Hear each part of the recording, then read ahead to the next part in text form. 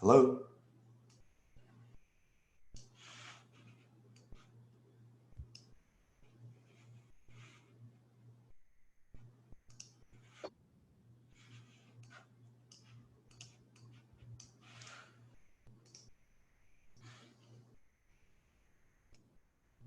Hey, Bob. Can you hear? I can't hear you. Okay, now I gotcha. Can you hear me? I can. All right. How are you? Doing well, doing well. Wow, you got a real camera and everything. I finally got one about 3 weeks ago, and most of the time it works. Oh, looks good. Yep. Well, I hope we have a good turnout. Yeah. So I don't know. I'm gonna focus more on Tom Hufford, Bill Nowlin. You saw my email, I Oh guess. yeah, I did. So like you and Sam and well, Mill doesn't have a computer, but I'll probably won't include you too much in this discussion because Okay. of time. Yeah. But if we get to you, we'll get to you. All right, I understand. Yeah. So you finished someone's chapter on someone. Who did you? I finished. The chapter on the Atlanta Stadium, Atlanta Fulton County Stadium. Is that a printed version? What? You're holding a printed version? Yeah. Oh, I didn't know that. Okay. Yeah. That's also free, right? Or not? For contributing, yeah, it was really. Oh, for a contributor. Gotcha. Yeah, it's very nice. So I wonder how many they printed those. I think he said maybe 50. Yeah, I was going to say. Wrong about that, but I believe that's correct. No, that's probably right. Yeah. All digital printing probably too. Yeah. Scott McClellan, I picked up Scott McClellan's article that he had done. On the stadium? Yeah, he started it. Actually, it was done and published. And Tom asked me to finish it and bring it up to the date. It was way short. And so what I did was expanded the section that Scott had done and added something about other sports, football. Oh, gotcha. And stuff like that, the Olympics.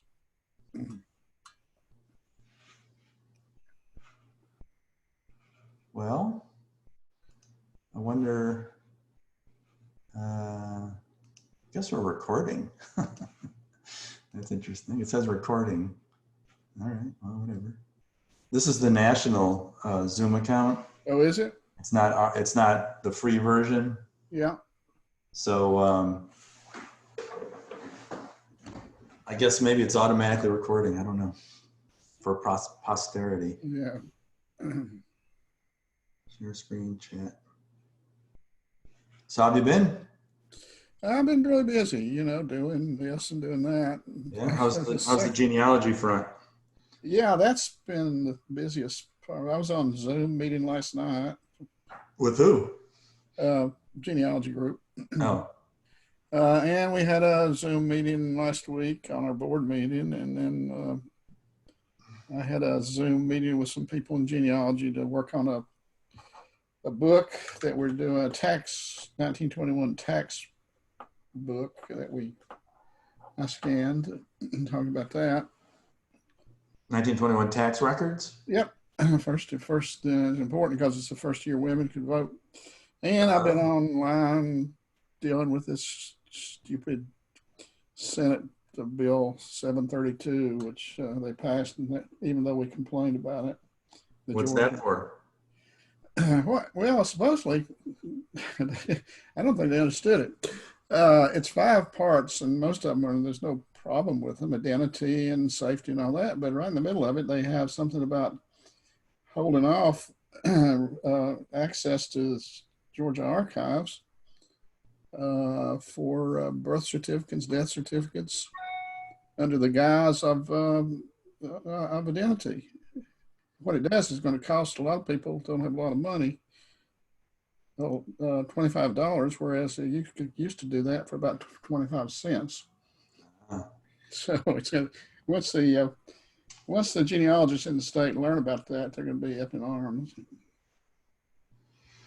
So I've been dealing Speaking with of that. genealogy, how screwed up is the 2020 census going to be for future generations? It's not very good. There's no information. I was surprised. It didn't even ask me where I was born, I don't think. Yeah. I mean, what information do you get? I mean, compared to the other censuses. How do I get to the waiting room? Let's see. Oh, Owner. Hello. Can't hear you. Got to unmute. Yeah. Jack Zerby in Brevard, North Carolina. Hey, Jack, how are you? Wonderful, thank you. Welcome to the SABR Magnolia chapter. We try to get my name changed. Right now it comes up as owner. Yeah, it does. I'm not Ted Turner. Owner of what? I guess owner of the computer as far as I Yeah, know. right, exactly. So you're where? Brevard, North Carolina. Beautiful area. Are you a Magnolia chapter member? Yes. Well, welcome. Is that Charlotte organization? What's Pardon that? me? Is that the Charlotte SABR organization? No, it's Magnolia chapter.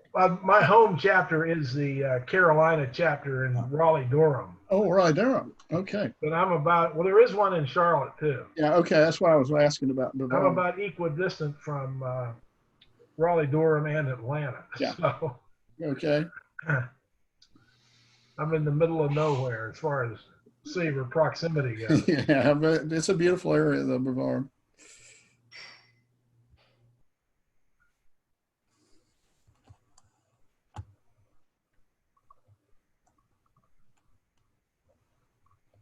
So anyways, Bob, the 2020 census, I don't think it even asked what state I was born in. No, it's just 4 questions or something like Yeah, that. it asked what my ethnicity was, but it didn't ask what state I was born in. Yeah. Yep. It's not going to be very helpful for genealogists, that's for sure. Right. Well, by then, I guess there'll be so much digital information about everyone that maybe that doesn't matter. I'm trying to figure out how to get to participants, and you could change your name from owner to your name, but I can't. Well, I click on participants, and the few things say you ought to be able to do that, but right click and you won't bring up. Oh, here I am. Here's owner. Yeah, you can change your name.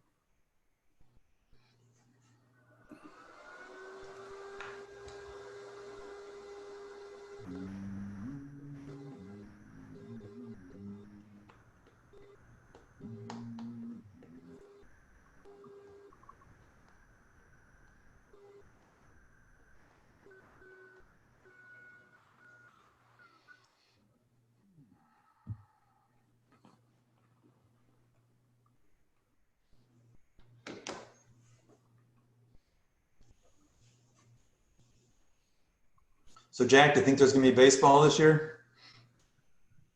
A couple of days ago, I didn't think so, but it sounds like this morning that they're getting a little closer. I listened to 680 The Fan by streaming audio, and Chris Domino is high on the possibility. So He's I usually hope so. high anyway, isn't he? probably is. Yeah. My favorite's Buck Bellew of all those guys. Yeah, I like Domino the best.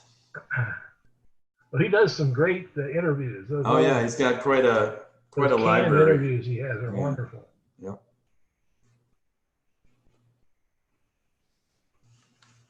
Still not getting my name changed here. Oh, I like owner. Owner's good. Yeah.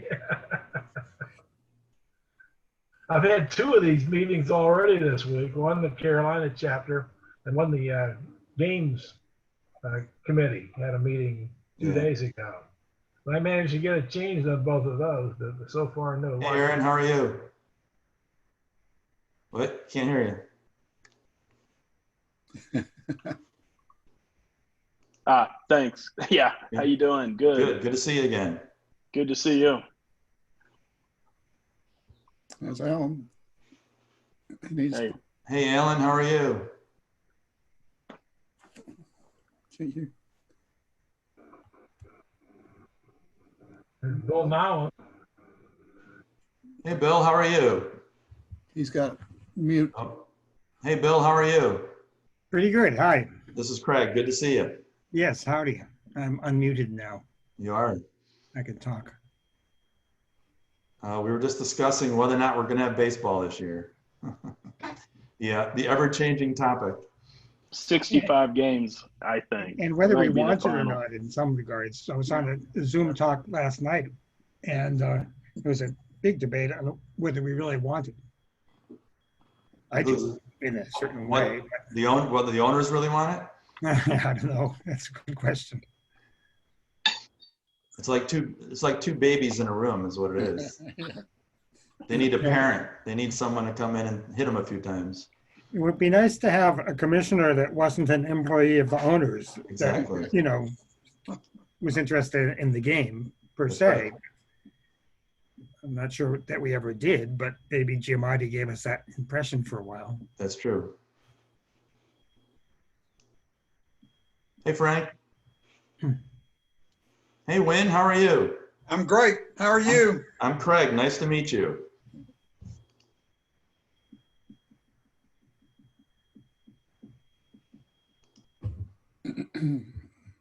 Hello, Bill Nowlin. Howdy. How are you? Good. Bill, it was good to see you. We had a Hey, Dave. change over and over again about the Atlanta Fulton County Stadium article. Mm-hmm. Got it worked out finally. It's kind of interesting because, you know, I've had extensive communications with many of you, Yeah. but never seen you. Right. That's right. Same here. Yeah. I worked with you on that Pittsburgh Pirates book. Ah, yeah. Yeah. Well, this isn't necessarily a bad thing, these Zoom things. No? Oh, Well, we have many Till more Terry people. shows up. We have many more people joining us this way than we do when we do our face-to-face. Yeah. So there's certainly something to be said for virtual. Ryan, Hey, John. I see Ryan there. I've seen you at about 8 or 9 of these Zoom sessions in the last week or so. It looks like it's working out real good for you. Well, I've been to almost every one, Bill. Yeah. I mean, I think I had the record. You might. I'm serious. Yeah. Yeah. Well, it's great. You get a chance to get into a lot of discussions about baseball you probably wouldn't have otherwise. I'm going crazy without sport. Yeah. Got golf. Hey, Jacob, when I try to get onto the website, I get NBA stuff. NBA. I'm just kidding. Not really. John, Hey, Jacob, how are you? That's our new website, Bill. Okay. We're branching out like Baseball Reference, going into all the sports. Hey, Jacob, Craig Brown, good to see you. Hey, Craig. NBA, not Baseball Association. Yeah, I actually went to the website about an hour ago. I'm like, wow, it's down. And then about 45 minutes ago, it's new. So congratulations on that. Thank you. Thank you. Long process. Happy to be on the other side. So Yeah, right. Yeah. we've been working on it for about 10 months now. We started in August of last summer, starting out, fleshing out all the design and getting to work. So long process and long overdue. It's nice to have a fresh new look on that site now. Yeah, Yes. that's good. Yes. Johnny, we can always see your forehead. Hey, Johnny. There he is. There he is. There's a lot more content on the new SABR site too. Hey, Tom.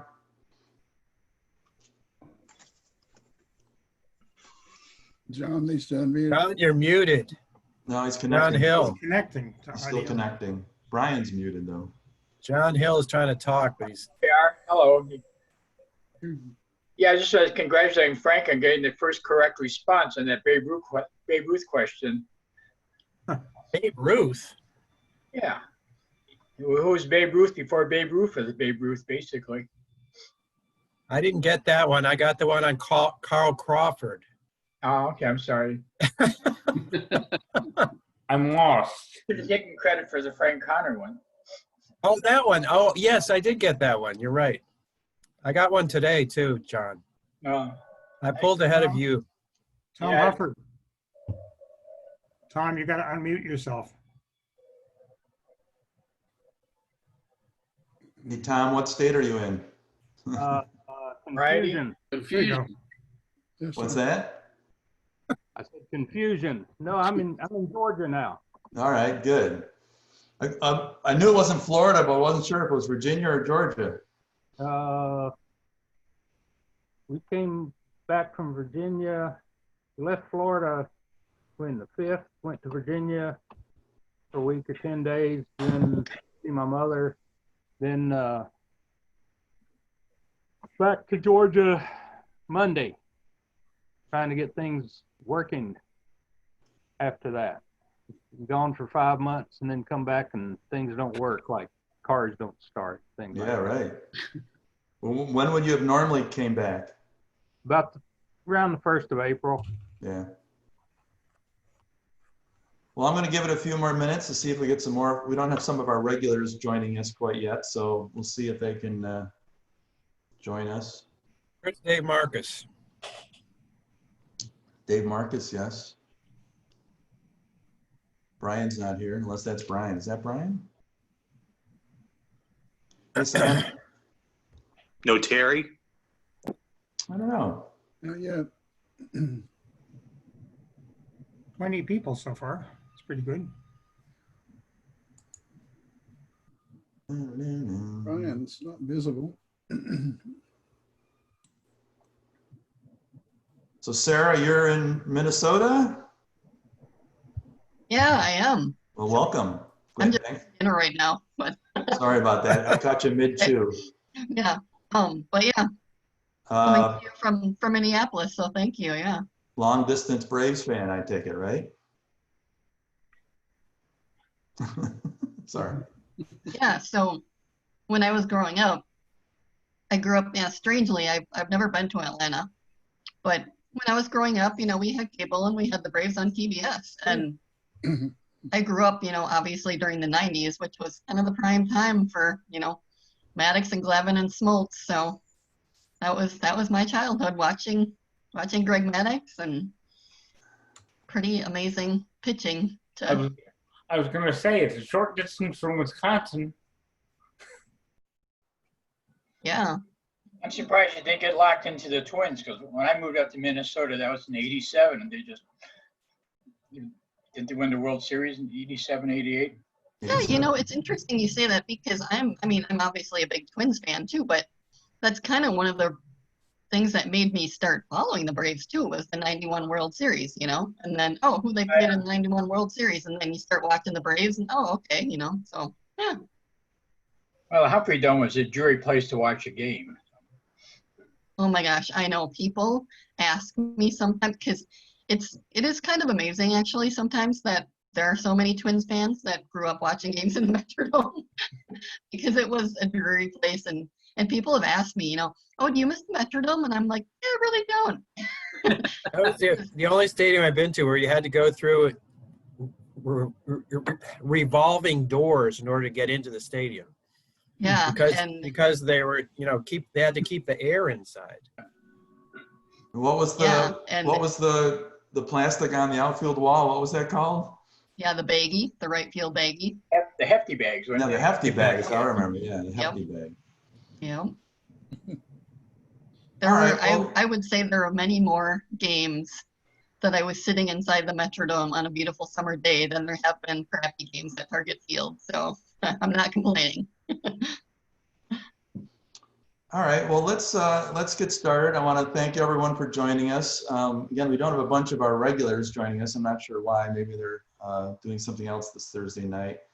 But this is our normal third Thursday meeting, which is basically a monthly get-together on every third Thursday, obviously. I'm glad you could join us. We're using the National SABR Zoom account this time, so we'll have a full 2 hours uninterrupted for this meeting, unlike our last couple of meetings where we were using the free version. So we're going to go to 9:30 in theory. But if you're not required to stay for the entire time, if you need to peel off, it's totally okay to leave the meeting for any other reason. But Don't have to ask permission to leave? Yes, whenever you want to, if nature calls or whatever. But we're glad you can join us. Like I said, normally we hold these meetings live and in person once a month on the Taco Mac on Roswell Road. For those of you that aren't familiar with those meetings, basically it's we get together around 6:45 and we eat, drink, and talk baseball and do baseball trivia. Usually we have anywhere from 12 to 20 members attending, and we basically stay until they kick us out for the most part. I want to say that hopefully we'll be getting back to that kind of a meeting sometime soon. And I was thinking today that we'll probably be getting back to meeting at Taco Mac before there's actually baseball on the field. So while we don't have any baseball from the present to talk about, we definitely have baseball from the past. And the first hour of our meeting tonight is going to be talk about the recent ebook that has been offered up by SABR called Braves Win. Of course, it's a summary of the 95 Braves team, looking at player profiles and game accounts and written summaries of the stadiums. And it was contributed to by SABR members. There's a copy right there that Bill is now flashing in front of us. Presumably you've all seen it. Show them how thick it is, Bill. I know it. I couldn't believe it. That's impressive. And they all have words on them too. It's like a freaking phone book. I just have my PDF version, and it doesn't look anything like that. Bob has one. Yeah. What's a phone book? Wow. Has anyone read it cover to cover? Yeah. Yeah, I read the first page and the last page. Does that count? 280 pages or so. I have each read it 4 or 5 times. If you haven't downloaded your e-version, either your Kindle version or your ebook version or your PDF, please go to the SABR site to do that. It's free for SABR members. I highly recommend it. Tonight we have some of the contributors joining us. In the first hour of our meeting, we're going to sort of discuss. Hello, who's there? Ball game, Dennis. There's Dave. Hey guys, welcome. Everyone joining us? I guess so. Tonight we're going to talk to some of the contributors of the book. The first hour we'll do that, and the second hour we'll have some baseball trivia and some other general baseball conversation. So I wanted to start tonight by talking both to Tom Hufford and Bill Nowlin. They are the co-editors of the book. And after that, I was thinking to go to Jacob, then to Wynn, and then to Alan. And that should take up a good chunk of this first hour or more. There are other members that also contributed to the book. Sam Gaychek, Bob Barrier, and Bill Fisher also contributed to the book. But I wanted to start with Tom and Bill. And then after a question or two, we could open it to the entire floor for anyone to ask a question. Remember, if you've muted yourself, please unmute when you ask a question, or else you'll be talking and no one can hear you. So let's get started. Let's first talk to Tom and Bill. Just a couple introductions for those that don't know. Tom Hufford is one of the 16 founding members of SABR, which was formed in 1971 in Cooperstown. By my accounts, that means Tom was 4 when he joined the group. He has served on the SABR Board of Directors. He's a member of the Magnolia chapter and was co-editor of the book. Tom also wrote a very nice introduction of the book, to the book, and also used his relationship with John Scherholz to have the former GM write a foreword to the book. Tom was co-editor with Bill Nowlin. Bill is a well-known in SABR circles, has been a vice president and director of SABR in the past. He is a Red Sox aficionado and a member of the Boston chapter. So I wanted to quickly ask Tom first. Tom, what was the genesis of the book? And was there any kind of a printed summary of the 95 team already in print before this one? I'm going to pass off to Bill. If you don't mind. I'll answer the first part of that and then come back to you. The idea for the book came from Scott Bush, SABR's CEO. We were at a board meeting a couple years ago, and he had just come on board, and I asked him if there were any, looking into the years ahead, 2020 if there were any books that came to mind for him. And he was familiar with SABR's history of publications, and he just came out with the idea of a book on the 1995 Braves, pointing out it would be the 25th anniversary season. It seemed like a very obvious thing to do. We hadn't had a book on the Atlanta Braves. We had one that involved the Boston Braves, but not the Atlanta Braves. And that was the idea. I immediately reached out to Tom, knowing of his close connections to the Braves. Tom and I served on the board together for a number of years, and I knew he'd be the right person with the right connections. And so he pretty much took it over. I guess I mostly did the logistics stuff, but Tom took over most of the connections with the team and many of the authors. So take it away, Tom. There had been a few things done on the Braves, the 95 team, which I'd forgotten about, and happened to run across this one that I.J. Rosenberg wrote. I.J. was a reporter with Atlanta Journal-Constitution in the 90s, and put this one is not as thick as ours. And it has a lot more pictures. But other than that, there really hadn't been anything substantial written on the history of that team. I really don't know what the Braves had planned for this year, other than in August, the past few years, they've had an alumni weekend where former players come and are stationed around the ballpark to meet fans and all. And I have a suspicion they probably planned something, but nothing had been announced. And with the status of Major League Baseball right now, I have no idea. Right. Might happen. Maybe you can tell us a little bit about what you both do as editor. What is the main task of the editor? Well, the first thing to do is come up with a proposed table of contents. With a team book, it's pretty easy. We want to have a biography of every single player on the team and other significant personnel, maybe the general manager, certainly the field manager, the coaches.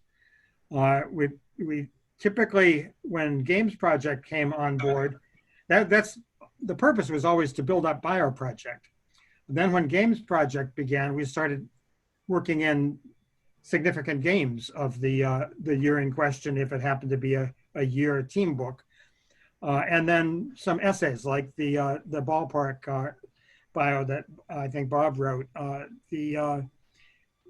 try to give as good a picture as we could. Then try to find people to write the articles, gather graphics, photographs in particular.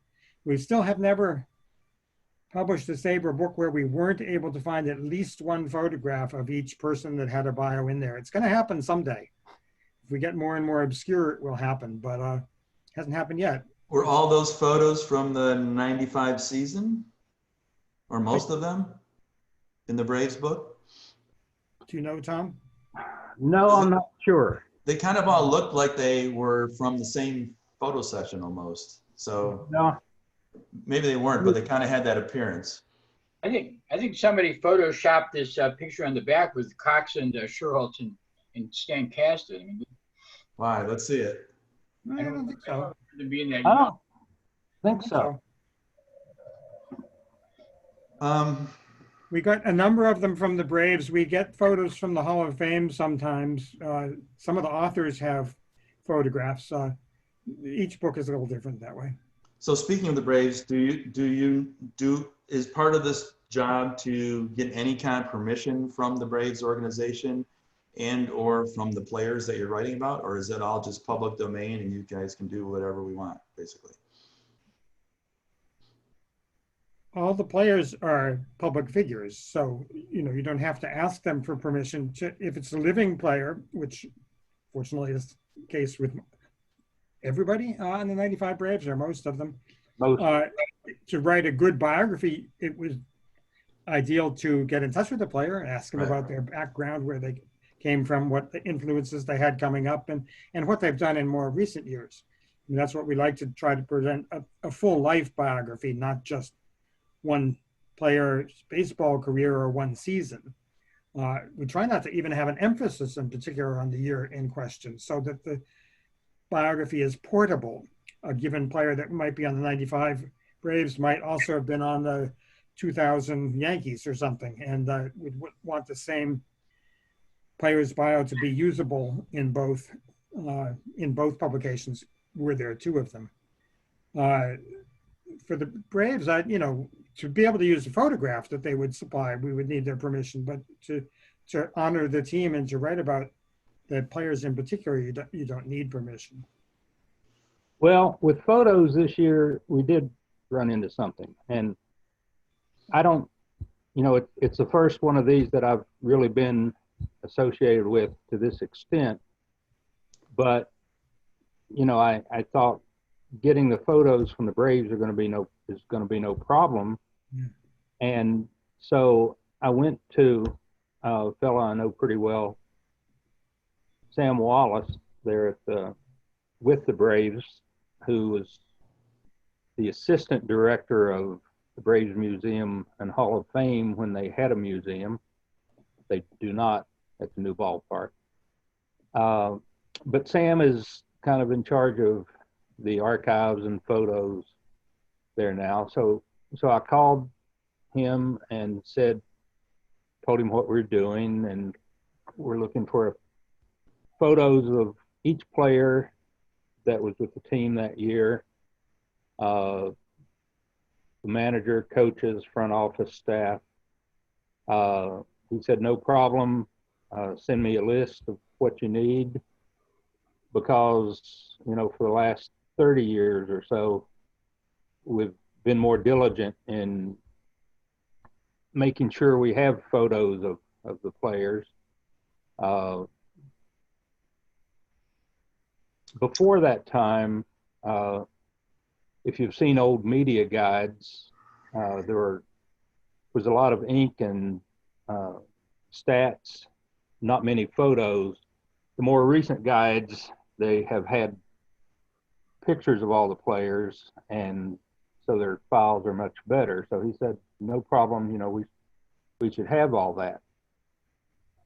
So I sent him a list of what we needed. The next day, got an email back and said, maybe he called, I forget now, said, well, I hate to tell you, but I can't give you those. I have them here, but now we have to go through Major League Baseball to get permission to let someone use the photos. I said, well, I wish we didn't have to do that. I could just see a problem ahead. Not that they wouldn't be cooperative, but I just knew there'd be red tape involved. And I said, who do I contact? And he gave me the name, address, phone number of someone in MLB advanced media group, I guess, who I contacted, got an email back. We've forwarded your request on to person number one. Be in touch with this person. And I forget all the names now. Yeah, right. But I went through person 1, 2, 3, 4. Then you ran into Thanksgiving and Christmas, and they had a skeleton staff in the office because most were at the winter meetings, and then they took off for the holidays, and I started getting notes back about, we're processing your request. There's only a little bit more information we need. Up to that point, the only information we'd given them was the list of the photos we wanted. So I said, please let me know what other information you need. I thought, you know, there would be forms to fill out about what we would do with the book, how it would be published, promoted, sold, etc. Okay. They kept moving the request around from person to person, I guess, and I just got emails back saying we're almost done, we just need a little more information. And I kept saying, nobody has told me yet what information you need, would you please do that? And it got to be, in February sometime, and Bill, correct me if I'm wrong, initially we wanted to publish this book, I think, on opening day, right? Which was March 20. Hasn't happened yet. Yeah, I know. I repressed all this stuff about the photographs. You're reminding me now. It was kind of tense. Some teams care and some teams don't care. I mean, I shouldn't use that word, but yeah. A team like the Pirates, they just say, what do you need? Okay, boom. Same with the Red Sox, same with the Padres, same with the Rockies. Teams like the Yankees, I think you could go down there and no matter what it would take, you wouldn't get a photograph out of them. The Braves did come through, but they felt the need to go back to this MLB scenario. I don't know what happened, because when I first made contact with Sam, it was, sure, I have all that, I can get it for you right away, let me know. And by the next day, whoever he talked with, all of a sudden it was flip the switch and go through New York. My thought was possibly that was something new that MLB was putting into place, maybe restructuring the proprietary rights to photos, etc. I don't know exactly what happened, but as I told Bill in there, maybe this is something new that's going on that you're going to have to go through in all the future books. But I guess that hadn't happened because Milwaukee, that book, I understand, went pretty easily. It did. So, but you know, we were down really, I think, pretty close on having the text of the book done, and still didn't know whether these photos were coming through or not. Well, let's. But they did. They did. I was just going to say, let's talk a little bit about the content of the book. And I know, Tom, you wrote a chapter on Steve Avery. And of course, Avery was a Braves pitcher for 7 years, 90 to 96. And my question, Tom, to you is, do you think it was it one injury, one bigger injury, or a lot of smaller ones that slowed his career? I think it was several smaller injuries. Didn't he have a muscle pull in an armpit or something like that? Or yeah, and I think he tried to pitch through that, and then the strike came, or the work stoppage in '94. And he had some family issues too, right? He had a son born prematurely, only weighed less than 2 pounds. And the story, I do have it in the book there. Most of the general public didn't know that Steve wasn't with the team most of the year. He commuted back and forth, spent time in Michigan, and joined the Braves when it was his turn to pitch. Wow. Had a pretty good season. But when the work stoppage or strike came, it came at a good time for him, because that's about the time that Evan, was the son, got out of the hospital and went home. Yes, Steve had a lot of potential, had some real good seasons with the Braves, but those injuries just, you know, he couldn't bounce back from, and tried going from team to team. But Let me throw it out to the floor. Does anyone have a question for Tom on his work on Steve Avery? I thought it was kind of an interesting connection between Avery and John Smoltz. And Smoltz said how much he'd like to play for Detroit, and Avery actually played for them briefly. And didn't he end his career there, I think, right? Yeah, I pointed that out to Smoltz one time, and started comparing notes. And of course, Smoltz signed with the Tigers originally, would have always liked to have played for them, but didn't get to. Avery was from Detroit. Tom Glavine was from Boston. And Avery and Smoltz both ended up getting to pitch for the Red Sox, but Glavine never did. Avery ended up getting to end his career with the Tigers, and Smoltz always wanted to pitch for them, but never got to. And it's just kind of how funny how some of those things work out. Any other questions for Bill or Tom on the book or on Steve Avery? Tom, in a note, you mentioned that Avery stayed with your parents in Pulaski. That was Mark Waller's. Yeah, I wanted to both, but I think both did. And I wonder if other Braves, not with your parents, but went through Pulaski, since that's their, I think their Appalachian minor league club. Do you recall other players? Yeah, I grew up in Pulaski. My mother still lives there, 95 now. And the Braves had a rookie league team in Pulaski in the Appalachian League from 82 to 92. And my parents were host family, meaning that players lived with them for several years. And my dad had some health problems, and after 87, in 88, they thought, we're not going to do that this year. It's going to be too much. But Cloyd Boyer, who was the Pulaski manager that year, had been the pitching coach there the previous few years, and had gone to church, same church my parents went to, and had gotten to know my parents. So Mother and Daddy weren't going to keep any players in 88, but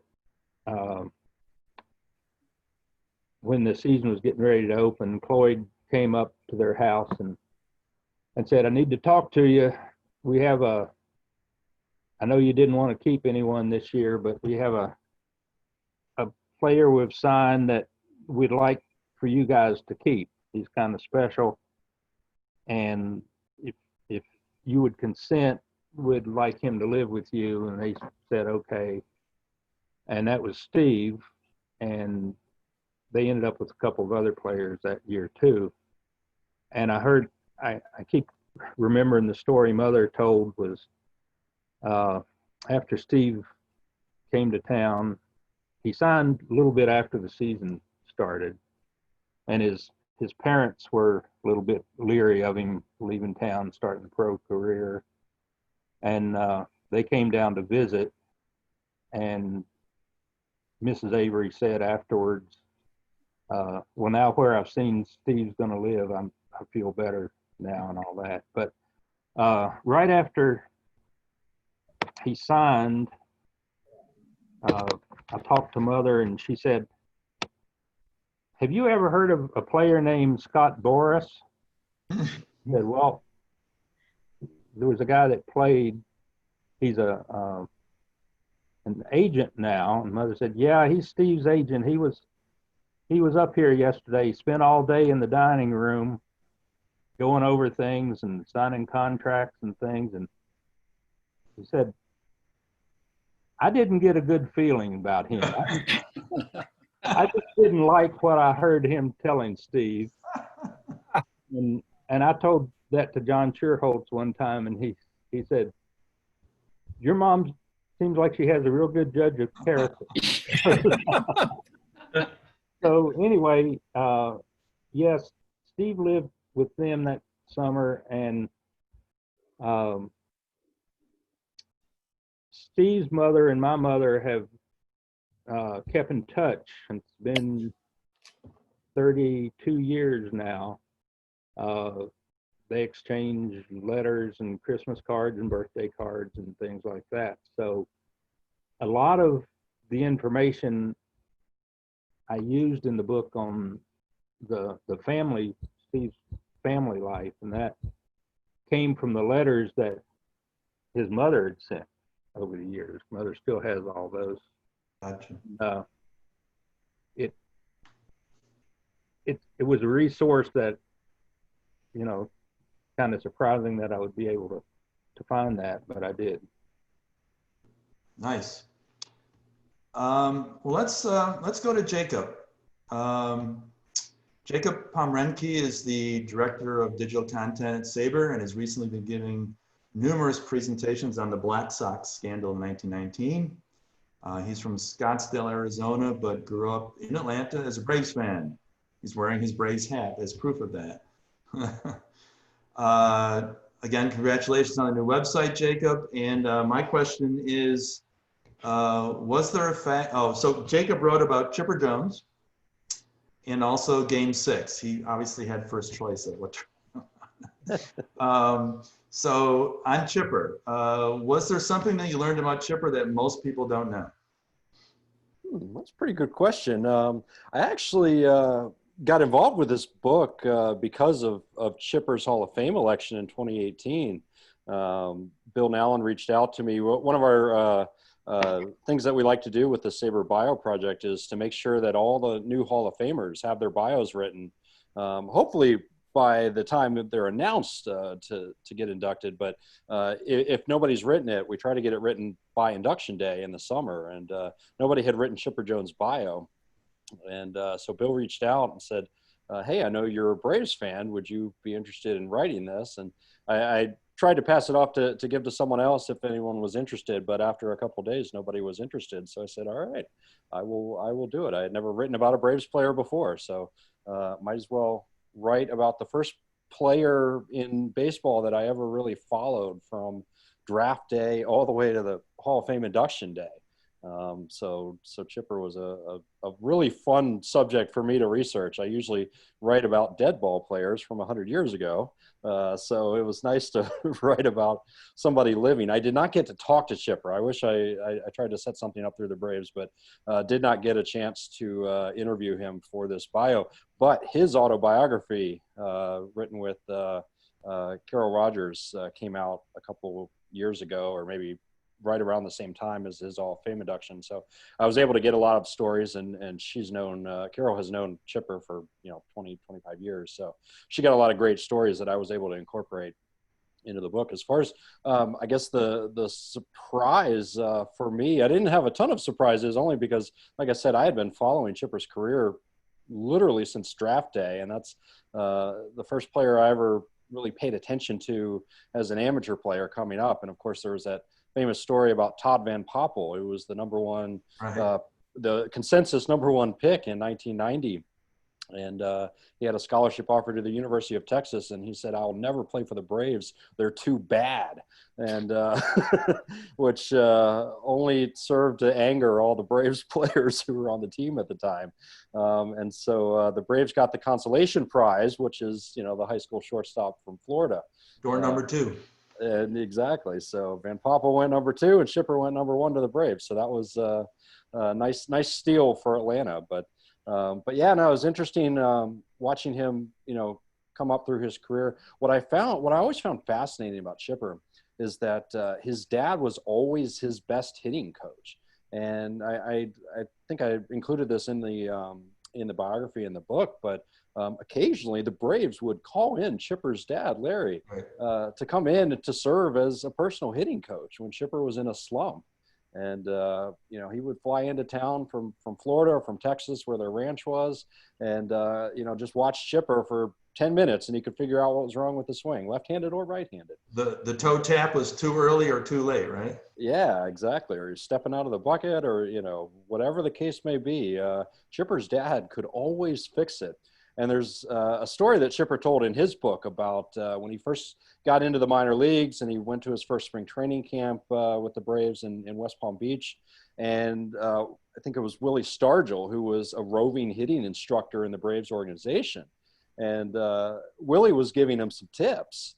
And Chipper, being, 18, 19 years old at the time, took these tips back to his dad and said, what do you think? And Larry wisely said, when Willie Stargell tells you something, you listen. And so yeah, and it was something about developing his power, because he was, still kind of a skinny shortstop at this time. He didn't have a whole lot of power in the minor leagues early on in his professional career. So Stargell had given him some tips on how to get his weight into the swing and start hitting some home runs. And so yeah, it was kind of interesting to watch, what Chipper's influences were coming up. The Braves always had kind of a rotation of hitting coaches throughout his career, but his dad was always the constant, and so it was always interesting to kind of watch and see how that flowed throughout his career. Anyone got a question on Chipper for Jacob? Was Chipper an only child? Yes, he was. Yeah, and his parents both doted on him, and his dad, he and his dad were best friends, from day one. And that's, of course, how he got his nickname, is because he looked so much like his dad when he was born that one of his aunts said he was, looked like a chip off the old block. And so that's how he ended up getting the nickname from a very early age. But the two of them, Larry Sr. and Larry Jr., were inseparable from day one. So. Yeah, he seemed to feed off of the Larry chants at Shea Stadium, right?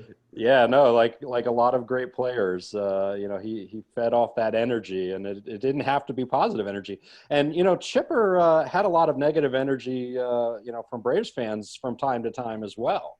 And before his MVP season in 1999, that was the off season at the end of the 98 year when the news came out about his affair, and he had a child with a waitress in Florida. And so it was, a lot of bad press during that off season. And he used that as fuel in the 99 season as well, and ended up, winning the MVP award, hitting 45 homers, including that amazing stretch against the Mets at the end of the season. He hit four home runs in 3 games, and they swept the Mets to basically clinch the division. So yeah, he used that fuel everywhere. I mean, the Mets were his number one target, both home and away, but the Phillies fans were on him all the time, and Dodgers early on, Giants, Reds. It didn't matter who the opponent was. He had a great home run trot. He used to go around first base. I don't know if you guys noticed this, like a certain way. He had sort of this turn to his body as he was going around. Slide. Yeah, it was kind of a dead leg almost. Yeah. It was very similar to Mickey Mantle, who of course was his dad's idol and somebody he followed as a switch hitter.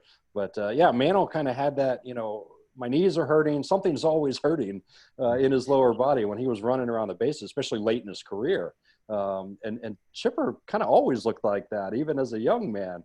He always looked like that in his home run trot. He had this kind of little dead leg trot and took it pretty slow around the bases. And yeah, it was very distinctive. So Jacob also wrote about Game 6, the Glavine 1-0 shutout. My question to everyone here is, how many people were at that game? Or was anyone here at that game? I was at that game. You were, John? Yeah. I had tickets for Game 7. Me too. I was at that. I was at that game, and then I lucked out. We were sharing tickets, and that's the game I got. Nice. And I was right, and we were in third base, 106, row 8. So they were like great seats, and it was just a wonderful time. I was there. I was in section 108. I was very near you, a few rows back, more like 27, 28. I still have the bunting that I stole from the mezzanine level right in front of me. Got Glavine to sign it the following week. Excellent. Very good. Yeah, it's good stuff. I was in San Juan, Puerto Rico that night. Saw it on TV. Were you jumping up and down?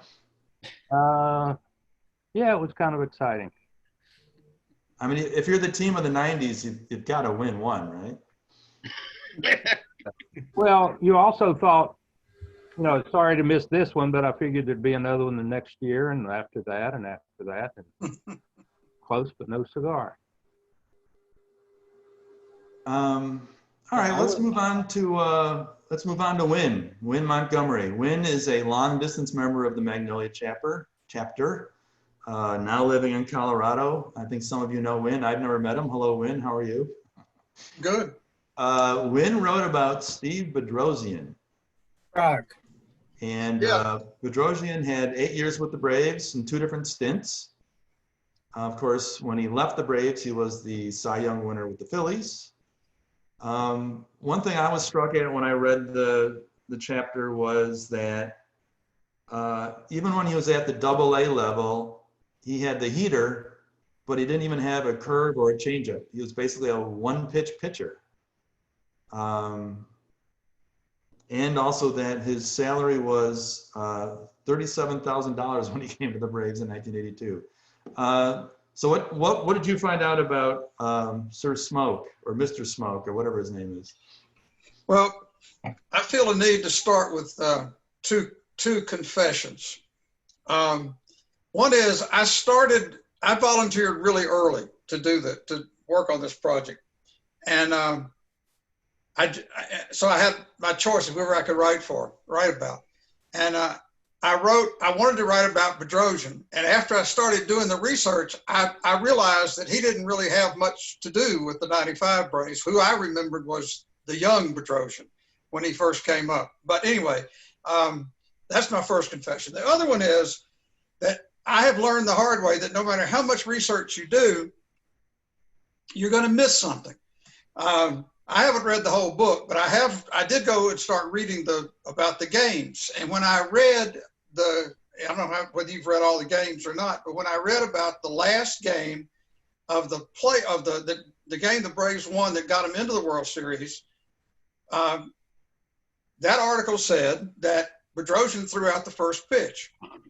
And I thought, how the hell did I miss that? But I went back and found the Constitution article, and sure enough, I mean, it's right there. I must not have Googled the right spot. But so the other thing that I learned is that getting these guys to talk to you is not always easy. When I first started, one of the first things I did was I contacted the Braves and said, how do I get in touch with Steve Bedrosian? Because he still lives right outside of Atlanta in Newnan.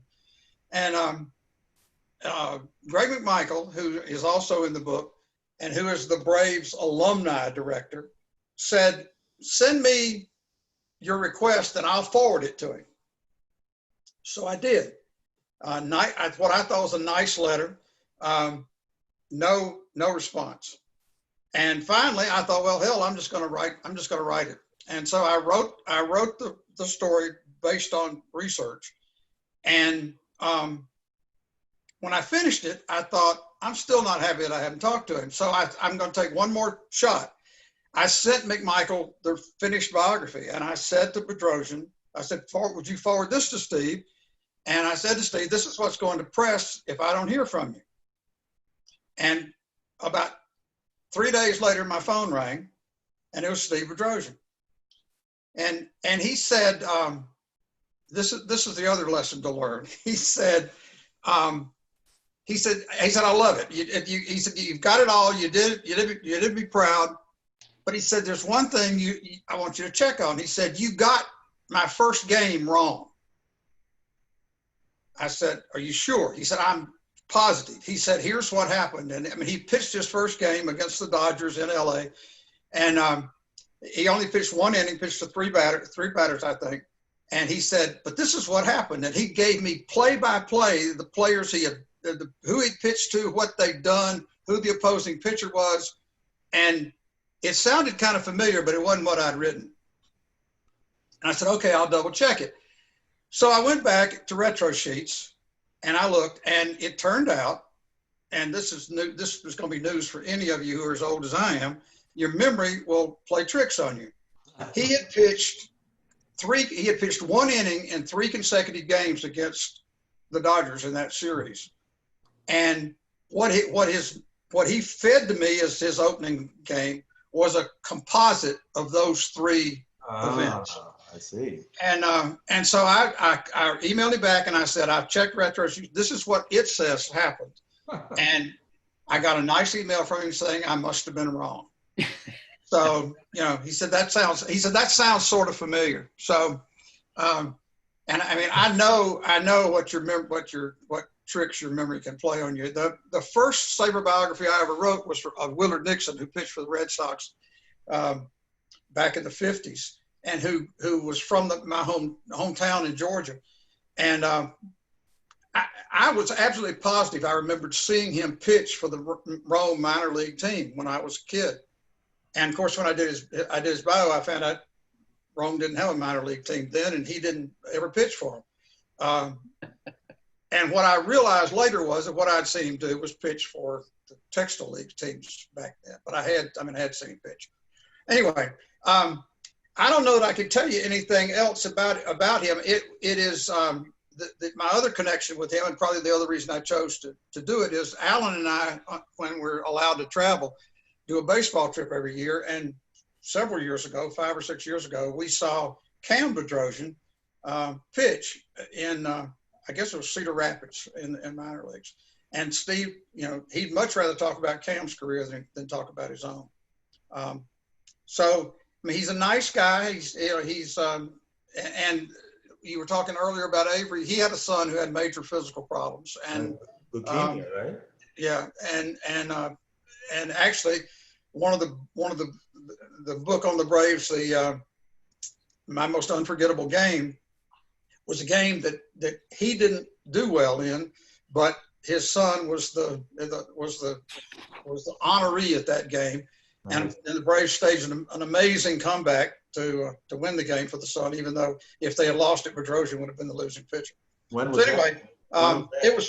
was fun to do, but it's hard to get him to talk. I mean, you know, even when I got him on the phone, it was really hard to get him to tell me much of anything. So he was happy with what I did. Well, good.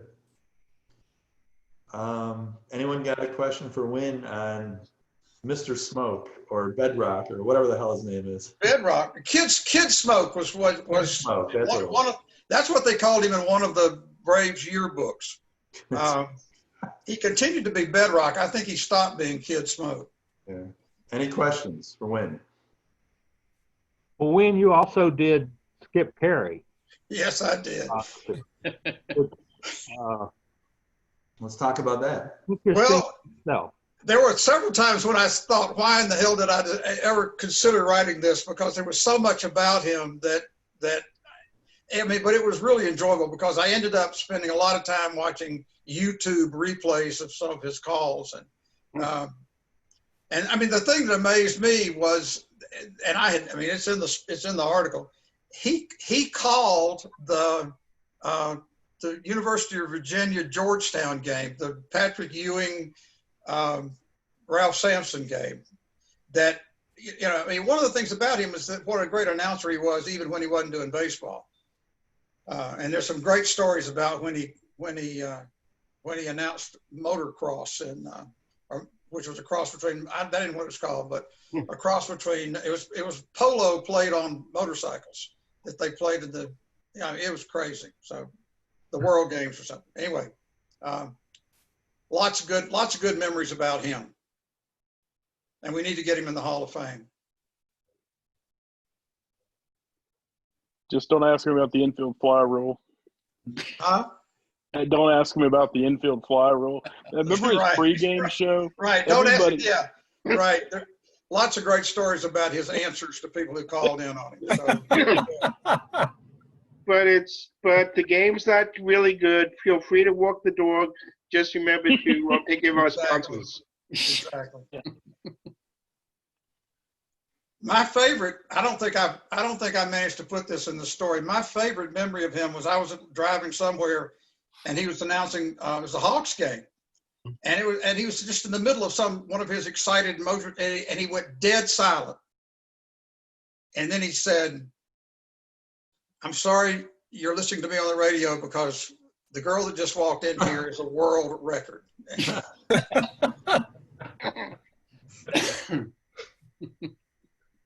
favorite Skip Carey is when they would have people on the pregame show and they say, "So Skip, who's going to win the game tonight?"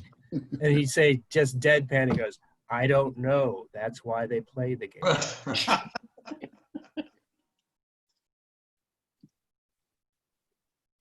Anyway, that's all I know. Cool, very good. And I see lots of unfamiliar faces. I've been called. It reminds me of how long I've been gone. So, but I still think about you guys. And if you live in Colorado, it's a whole lot easier to be a Braves fan most of the time. So. Well, there's Braves fans in every city, so that's for sure. Let's go to Alan. Alan Morris is a Magnolia chapter member and is on the board of directors of the 400 Club. Alan runs the Boys of Summer tour at Oakland Cemetery here in Atlanta.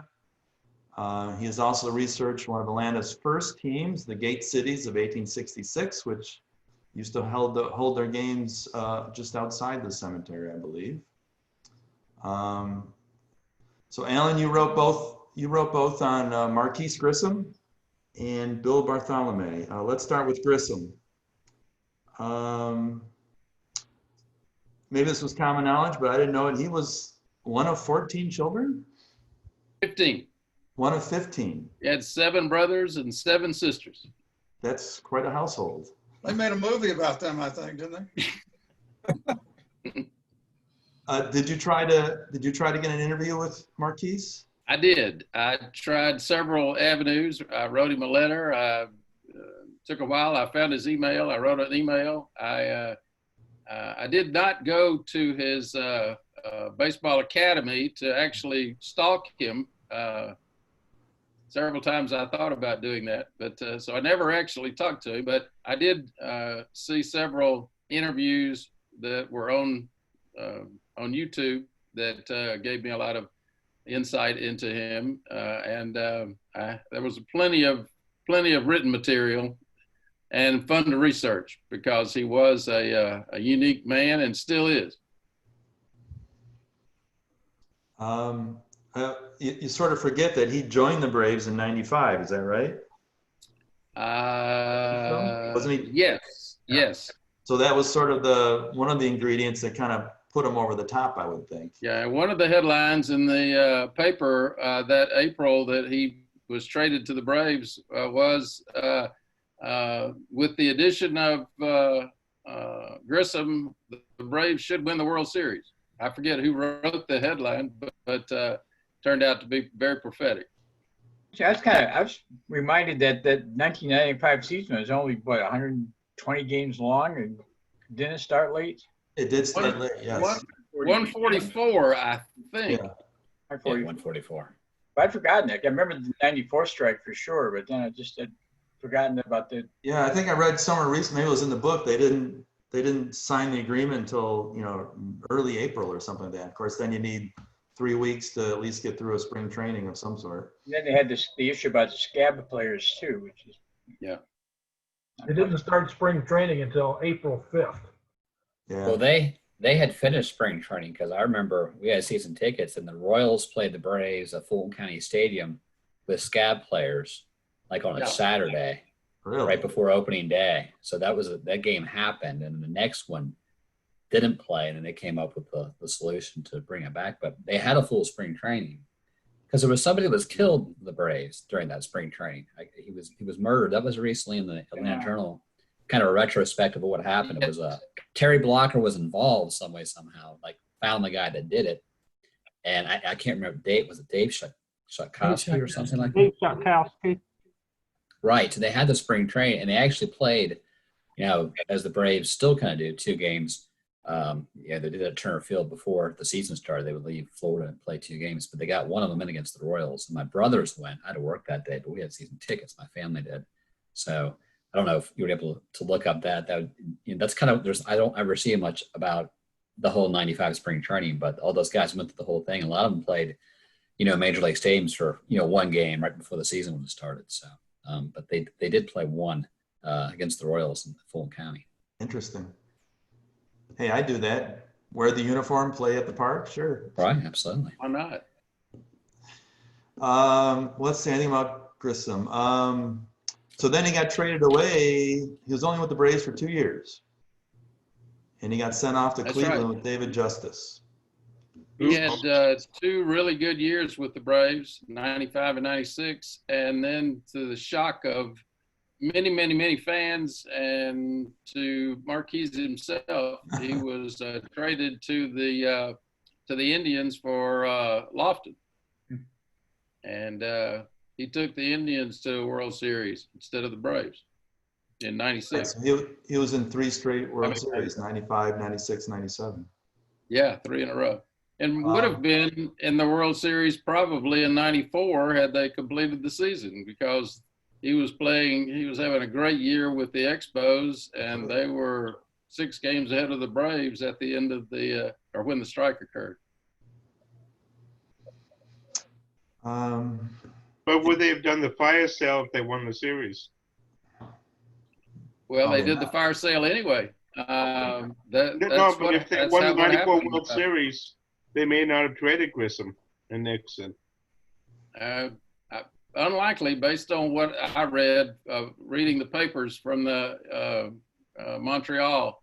The owners knew they weren't going to be able to afford all the salaries, and they had a low budget team. I think they were second lowest paid team in the majors in the early 90s, and so it was no real surprise to those in Montreal. I guess it was a surprise to us in Atlanta, but it turned out we got lucky and got Marquis. He was the only native Atlantan on the 95 Braves team. He grew up just south of the stadium, and like I said, had 7 brothers and 7 sisters. And after all the contracts that he signed and started making money, he wound up buying a house for his parents and all of his brothers and sisters. That's a remarkable man. That's a feat in itself right there. Yeah. And as Alan said, he does have a baseball academy south of Atlanta and works with a lot of inner city kids. Right. He does really good work. If you've got some money laying around, you want to put it to a nonprofit organization, I highly recommend it. What's it called? Oh my goodness. I think it was Grissom Baseball Academy or Marquis Grissom Academy or something like that. Marquis Grissom Baseball Academy. That's it. Yes. It's easy to Google and find. Nice. All right. Well, let's talk about Bill Bartholomew. I know, Alan, you've had sort of well, how many interviews did you do with Bill? Just one or more than one? I just had one, but it was one of the highlights of my life. Yeah. I guarantee you. I was a little apprehensive, but going into it, but he made me very comfortable, and we talked baseball for an hour and a half, and it was remarkable. For those that don't know, Bartholomew was the Braves executive from 62 to 76. Of course, 62 was with Milwaukee, and he was the man responsible for bringing the team to the Deep South. So go ahead. What else comes to mind? Well, there are a lot of things to tell about Bartholomew. I guess the most important is that he had a mind like a steel trap. He could relate games. He could tell you pitch by pitch about the 6th game of the 95 World Series, and he did a good bit of that when we talked. He had friends all through baseball. When he was 2 years old, he actually sat on Kennesaw Mountain Landis's knee at the Wrigley family home in Lake Geneva, Wisconsin. And he liked to tell people he was the only one that had ever met all 10 of the commissioners. Nice. So he has a tremendous baseball mind and a joy of life and a joy of baseball. I think it was instilled in him by his mother, who loved baseball.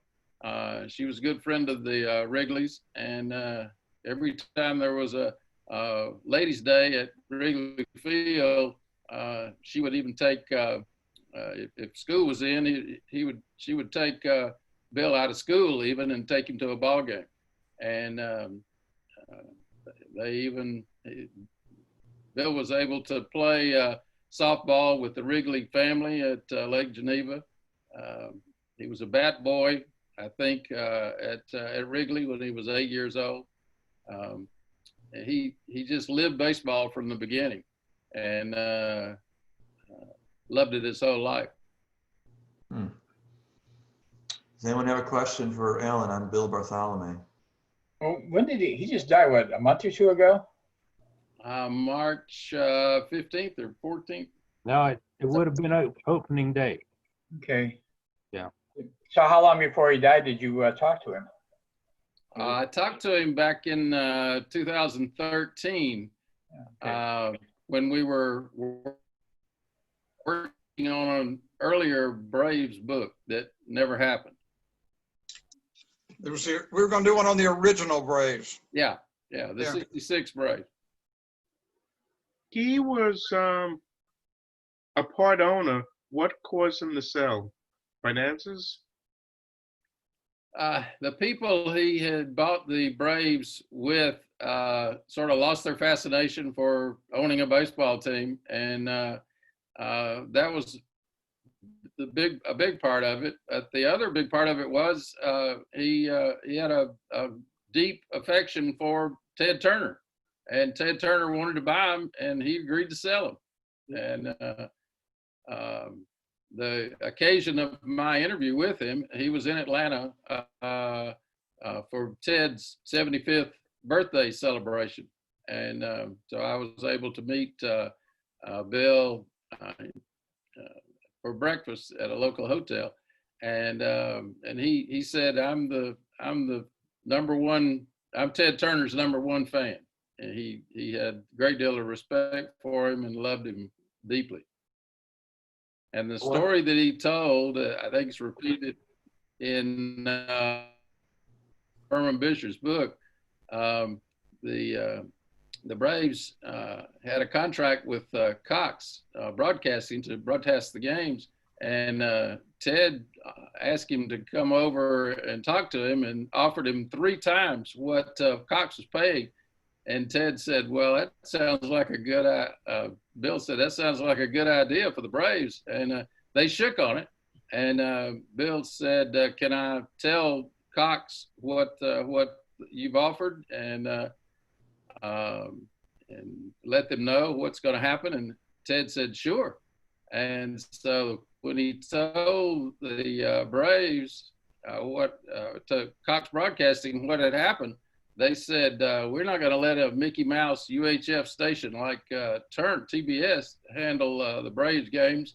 We'll be glad to pay you that money. And Bartholomew said, sorry, I've shaken hands with Ted and I'm going to honor it. And that was it.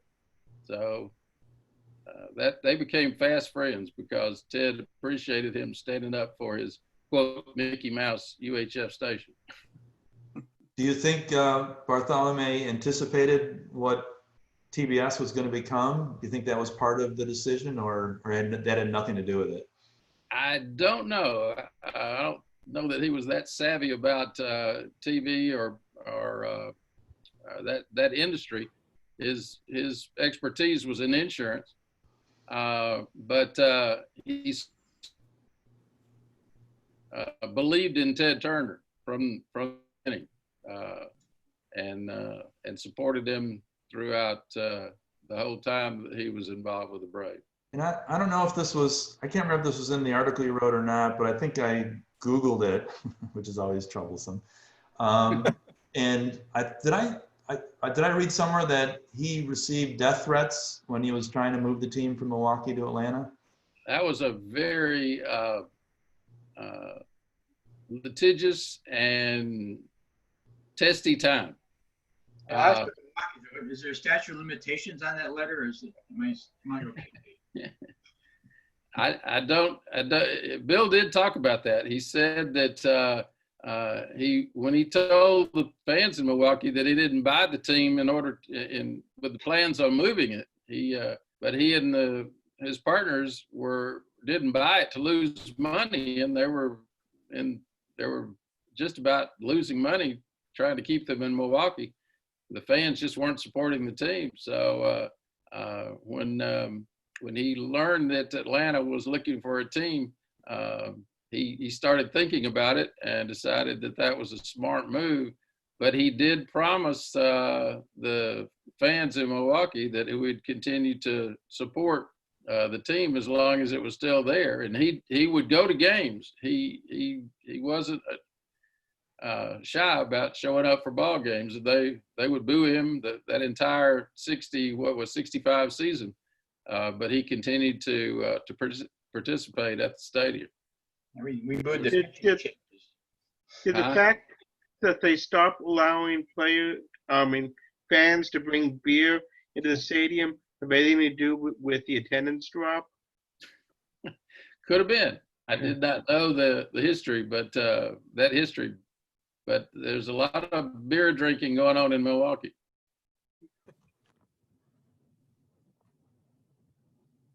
Anything else for Alan? Okay, well, I was thinking we could next do some trivia. So, Tom, you said you had a few questions, or how many questions do you have for us? Oh, probably about 30, but I'm not going to use all of them. Okay, well, I think I'll save when we get back to real life, going to Taco Mac or wherever, Let me say something first. We've heard from a couple of the authors, and I just wanted to say there were 56 different SABR members that contributed to this book, either as authors or editors or fact checkers and so forth. It's just, to me, it's one of the wonderful things about SABR, how so many people can come together and contribute towards these projects. Bill, that's what struck me too. I expected most of the interest in writing would be Magnolia chapter members, but as far as I could tell, people all over the country contributed to this book. Yep. That's very nice. Before we do trivia, why don't we have Sam and Bob say a little bit about what they did too, and then we'll get the writing of the book out of the way, sort of. All right, Sam, tell us who you wrote about. Yeah, I took a couple of the role player guys. I've always been really more interested in the kind of the fourth outfielder, the third string catcher, the last reliever. Yeah, there are lots of people and lots of material that have been written about guys like Maddox or Chipper Jones, and it's usually by people who are way more qualified than me to do that. I ended up going with Mike Sharperson and Dwight Smith. I chose Sharperson because he was, to my knowledge, the only player on the team who has passed away.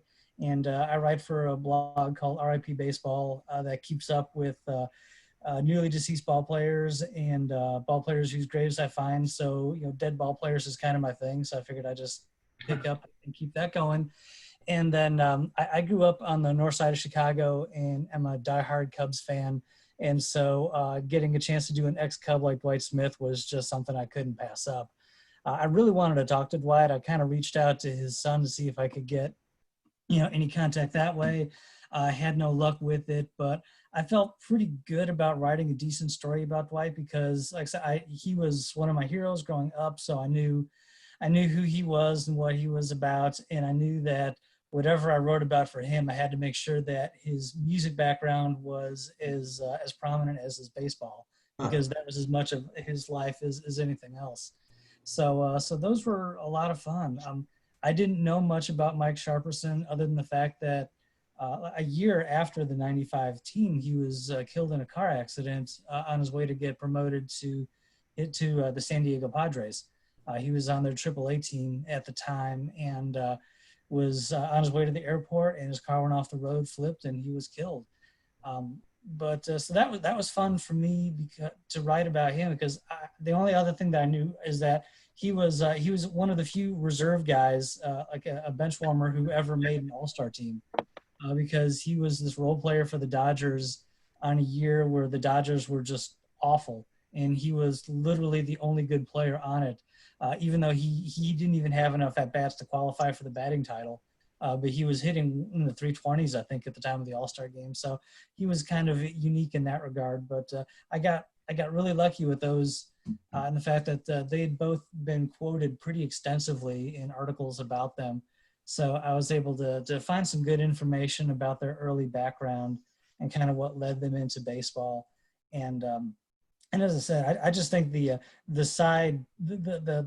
careers of the role players where you're never the star on the team, or maybe you are, but only really briefly. I think those are really interesting journeys. They don't ever play in 162 games or hit the 30 home runs, but they have pretty interesting careers, and they usually have a lot to say to the media, which makes for some pretty good quotes. And I thought I was interested. He and Jerome Walton had rookies the same year in Chicago, and Jerome Walton got 15 votes for Rookie of the Year, and Smith got 2. And they seem like players. Yeah, and Smith had the better year, but when Walton had the 30, I think it was the 30-game hitting streak, which I think set a record for a rookie, or was close to it for major league rookie, and so he kind of rode that all the way to the Rookie of the Year. But yeah, Smith was great. I got one of the games I got to see in '89 was when he sang the national anthem before the game, and then picked up a couple of hits in the game. So he was always a favorite. And, that was fun to write about. And that was the first person I've ever written about who was still living at the time. Were you able to talk to him? Did you get a chance to talk to him? I didn't. I wish I could have. I tried to reach out, but didn't have any luck. I think he's in the Atlanta area too. Well, that's what I say. I've been involved in youth baseball a long time, and where I'm from in Georgia, not where I live, is Peachtree City, which is where his son was born and graduated from my high school. Dwight had a baseball academy in Peachtree City. I've been into it when he's there. I live in Marietta now. We play up here. But I don't know if that's still there, but I vividly remember where it was. But when we were talking about Marquise Grissom, I didn't realize he had an academy. But I know Dwight Smith definitely did, because he was in there quite a bit. Sometimes guys have their names on it. You don't see him much. But he was there. This has been 15 years ago. So, but I wonder if he still has that academy down there. So, because his son went to McIntosh for those in Georgia, so down in Peachtree City. But yeah, I was curious if he still had the academy. That's I moved away 11, 12 years ago, but he definitely did when I last lived down there. Yeah, I don't know that he still does now.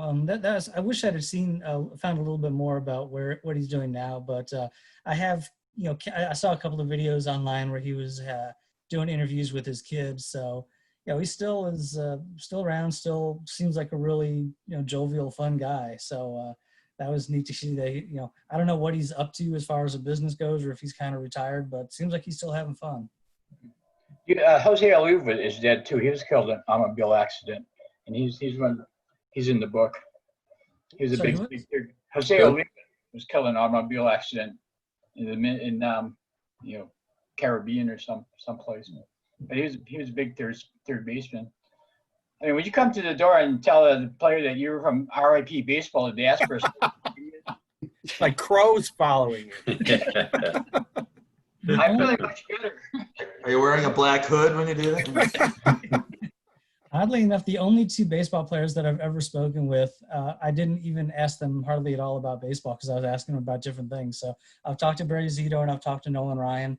And I didn't even touch on baseball really for either one of them. It was other ventures that they were doing at the time. Nice. Barry Zito about the Masked Singer? It was actually before. It was like the year before he'd released a 5 or 6 song EP, and was kind of trying to announce his presence as a songwriter in Nashville. So, pretty good songwriter, I have to say. So when you're piecing together someone's life for this book or for your project, and you run into a area where there is no information, what do? Do you keep digging? Do you sort of gloss over it? How do you approach that? I kind of take it on faith that any player, especially the more recent players, that there is some interview somewhere that has the information that I'm looking for. It's just a matter of finding it. So you keep digging. And more often than not, for some, I found a lot of information. It took, a couple of searches through different newspaper archives. But for Sharperson, yeah, I was able to get a lot. And says, I didn't realize at first that he was traded for Juan Guzman, and just how bad that trade looked the first couple of years, because Guzman turned into a star with Toronto, and Sharperson was kind of a bust with the Dodgers. It took a little digging to see that. Once he was not well accepted by Dodgers fans just because they felt that they got ripped off. It was only a few years into his tenure that Guzman started running into arm problems, and Sharperson became this super valuable off the bench type guy that he started to get a little bit more recognition and popularity. But I figure if as long as you search, there's usually something out there. It's guys who played 5 games in 1884 that you really got to worry about, because there's hardly anything there. Especially if they've got a super common name, then you're just kind of throwing a needle in a haystack and trying to find it again. But I've tried to expand my ancestry searches and genealogical searches to try and find things when the newspaper archives aren't clear. Are you any writer for RIP Baseball? I am RIP Baseball. That's basically my baby. Because you really do a nice job with those stories. I mean, they're really good.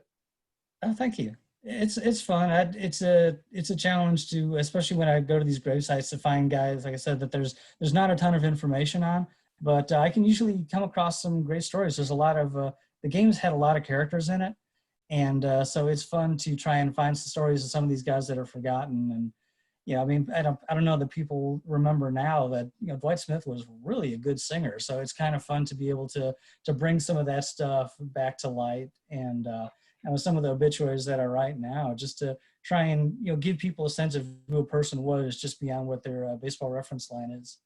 So Jacob, I think it's a good example of a SABR member who's doing a really fabulous job with his own website and his own project. So if you're ever looking for, you need to promote SABR individual research projects, that's a good one to check out.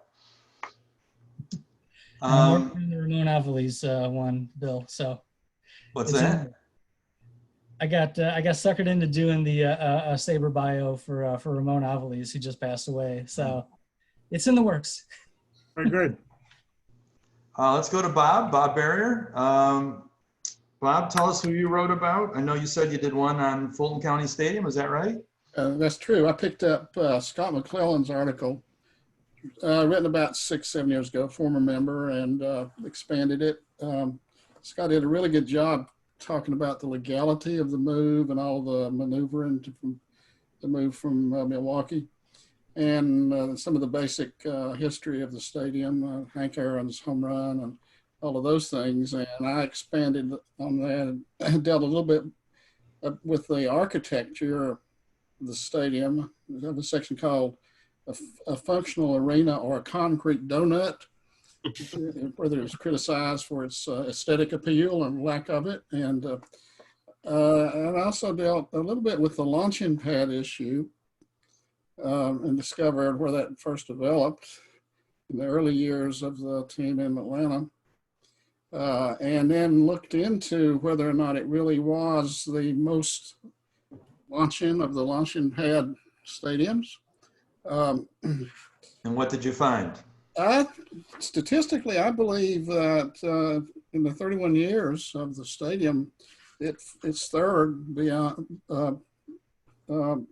next to Wrigley Field and Fenway Park, which have more home runs than Atlanta Fulton County Stadium. And matter of fact, Turner Field had almost the same number of home runs per season. And if we'd ever gotten back together and met personally, that was an issue I wanted to bring up and see what folks thought about that. We just discussed that, the validity of that comment and just looking into those statistics. I think, the matter of fact, SunTrust Park in the 3 years of Braves played there has more home runs per season than the other two. And I don't know if that comes from the humidity, the altitude, the pitching, all of those issues. So I did that. The other thing I did, I mentioned the other sports played in the stadium, the Falcons and their history. generally a futility overall, and mostly, and also I dealt with the Peach Bowl at the stadium until it moved later, and especially the weather at the Peach Bowl. The first 4 years, it had snow, it had sleet, it had rain and mud, and then it had snow. So afterward, the weather was much better at Fulton County Stadium. So those are the things I dealt with in this article. Also, the fact that the Georgia State now has Turner Field, or has part of Fulton County Stadium, and so that memory still lives on at Georgia State Stadium. What do you know? Is there a plan for the home run or the Hank Aaron home run wall? Does anyone know if there's a plan for that long term?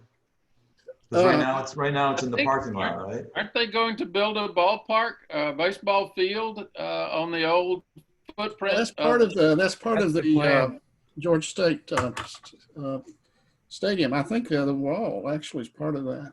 So they would use the same exact layout then? I think so. That's what I think read. the walls are part of the stadium. Yeah, or going to be. Yeah, that'd be great. Yeah, so they keep at least that memory of Fulton County Stadium alive. Bob, what did you learn about Chief Nakahoma? Well, Scott had a lot about that, and I dealt with the fire, the TP catching on fire, and and then when he was moved, and the Braves started losing, and then they moved the TP back, and they started winning, that kind of thing. And so, and in the 80s for the Braves in Fulton County Stadium, the doldrum years, I think you call those years. Not only did you have Chief Nakahoma, but you had Morgana, the Kissing Bandit. Sorry, I couldn't work that in. That was a kind of entertainment. And also the famous July the 4th fireworks display, which woke up most of Atlanta on July the 5th. But the game ended at 4 p.m. on July the 5th. So that was mentioned. Wasn't there a? I'm sorry. Henry Camp hit a home run. Yep. And wasn't there was a fire there, right? What's at the TP you're talking about? Was that the fire? The Fred McGriff game when he first came to Atlanta. I was at the game. Different fire. The stadium caught on fire. Yeah, it's on the mezzanine level. I think it was right next to the press box. In the press box. Was it? Okay. It was on that level, yeah. I think Bob's talking about the TP catching on fire. I didn't know about that. Interesting. So when did the TP fire happen, Bob? Arson? No, I think it was a smoke signal that went astray. So after a home run, he'd shoot off a firework of some sort? He would do a dance, and occasionally you do smoke signals, but I think that stopped pretty quickly. Well, after the fire, yeah. He was known to invite girls into the TP also. Did you cover the first year? Wasn't the first tenant actually the Atlanta Crackers in '65, their last year, and then the Braves? It was. Were you able to unearth some stuff about the minor league team? No, I didn't do much with that. Scott did a little bit with that, but I concentrated mostly on the major league team. How about that big brawl in 1984 with the Padres? No, I didn't get that. I should have. There was a lot of in the 80s. There were a lot of other things to think about Atlanta Fulton County Stadium rather than baseball. They used to only get one big crowd a year when I was growing up, and it was the Sunday game in which the Beach Boys would have a concert afterwards. The Beach Boys had a concert there every year throughout the bad years, and there'd be like 27,000 people at that game. So you could do the wave. That's all I remember. Yeah, and Ted Turner's different extravaganzas. The ostrich race and the peanut race, pushing the peanuts down third base line, those sorts of things. I remember listening on one Sunday afternoon in the 80s during a rain delay, and Skip Carey was interviewing Ted Turner, and Ted, he would just go off whatever he was interested in, just say it. And he said, wouldn't it be wonderful if we could just flood Atlanta Fulton County Stadium like the Romans did in the Coliseum and just have naval battles there? And I don't remember what Skip said, but I got a good laugh out of that. Pitching a TV idea?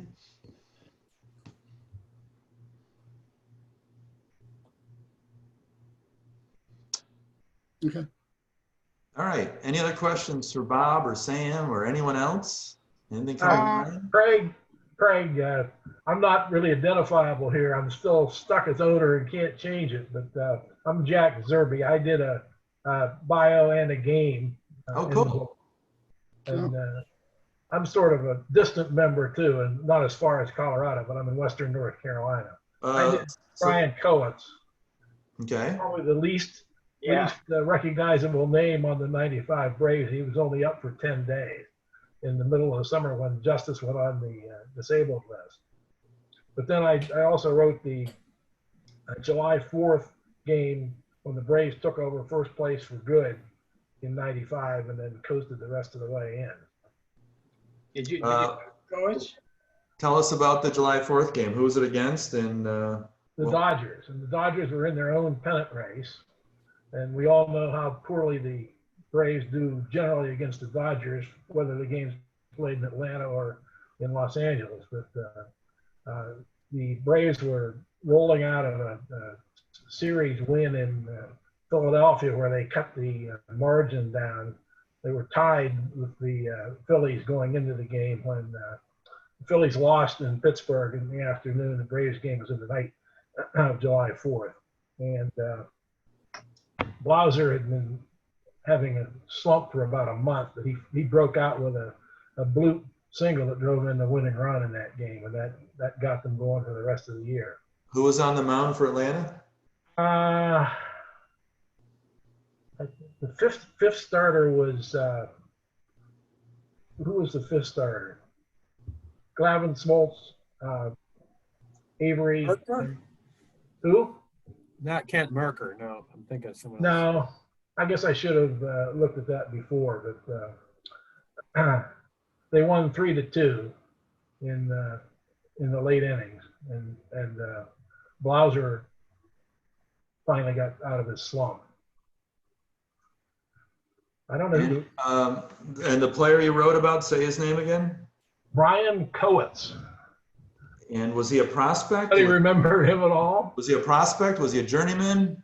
He was a journeyman minor leaguer who had been dumped to Minnesota at the end of the '94 season in the Rule 5 draft. And he pulled his hamstring in training with Minnesota. Minnesota sent him back to the Braves, and he was at Richmond. Got called up in early June and was there from June 5th to June 14th, I think. And that was his 10 games with the Braves? That 10 games in the majors. In the majors, okay. Yeah. Did you talk to him at all? Yeah, I talked to him for about 10 minutes. Just as long as he played in the major leagues. He had an RBI double in his first at bat in the majors. Nice. He carried. He's still coaching in the Baltimore area, I think. But does he have good feelings about his experience, or how is he just? I didn't get into that with him. I just wanted some personal background about his family and that sort of thing. And he was in Florida at a junior game his son was playing in. He was calling me between innings, so I didn't get to talk to him too long. But Merker was the number 5 starter on the. That was Merker started that game. Yeah. Thanks for looking that up. So, Jack, have you written for other SABR publications? Oh yes, several. Okay. In fact, had a nice memory of working with Tom on the earlier Braves book, the '66 Braves book that never came into being. Not yet, anyway, right? I did Whitlow Wyatt, and that's one of the more enjoyable bios I've done. Neat.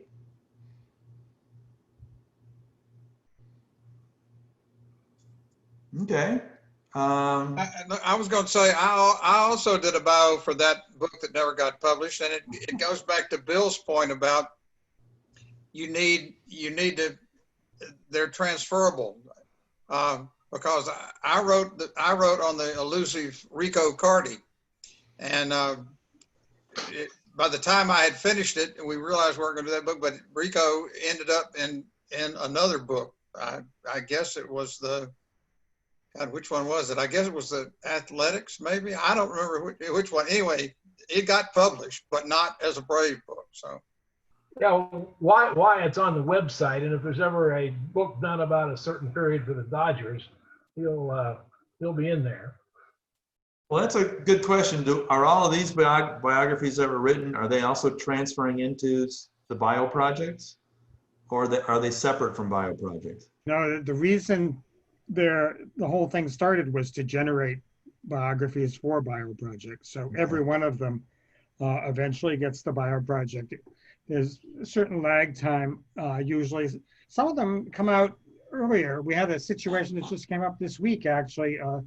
A member died a couple months ago, and he'd written a biography of a guy named Bob Poser for a book that won't come out till sometime maybe the second half of next year. But the player's daughter got in touch, and we just said, we should just get this bio up. She's not a member, but it's his daughter, and so we Len Levin edited it on like 12 hours notice, and I don't know if you've got it yet, Jacob, but maybe it's coming up Friday or a week from Friday when you have time.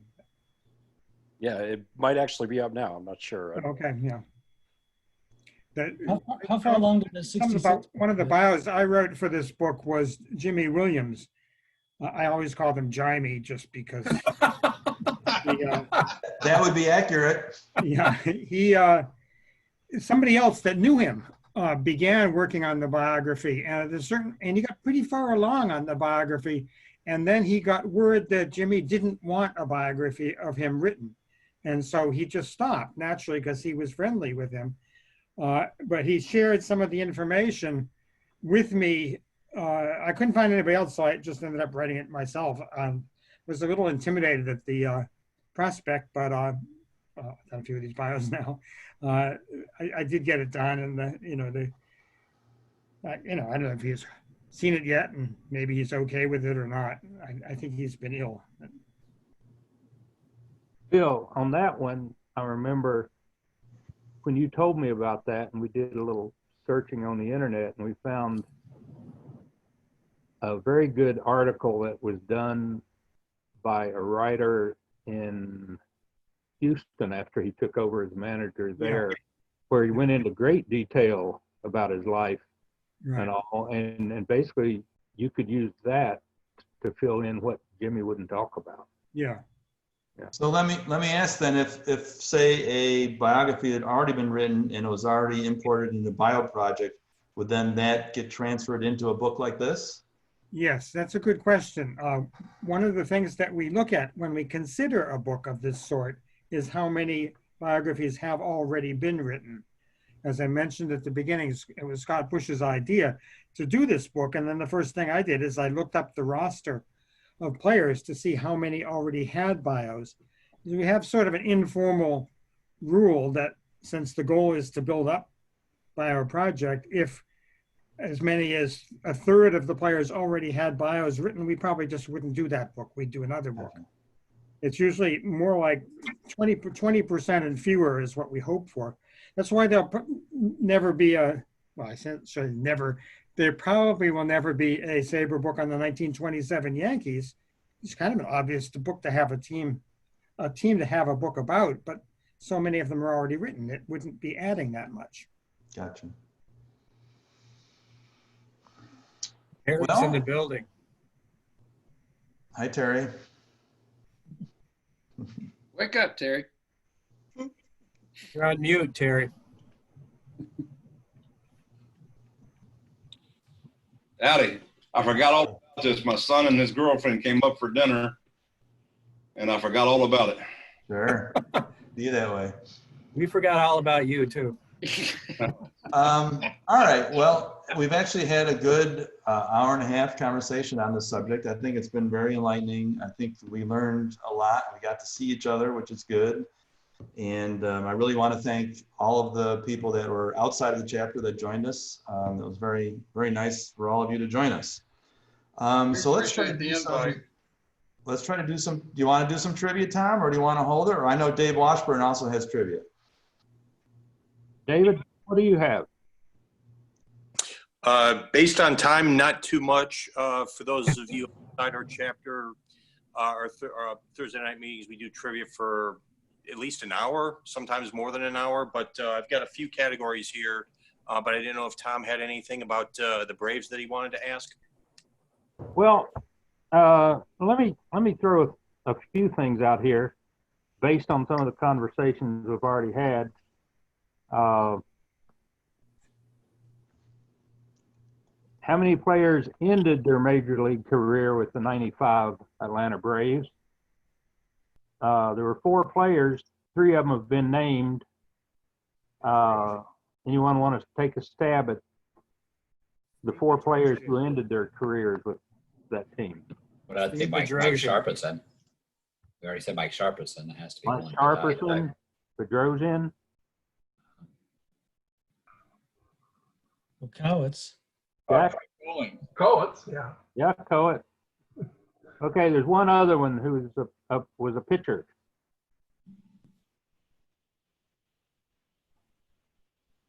Joey J? Nope. What kind of pitcher?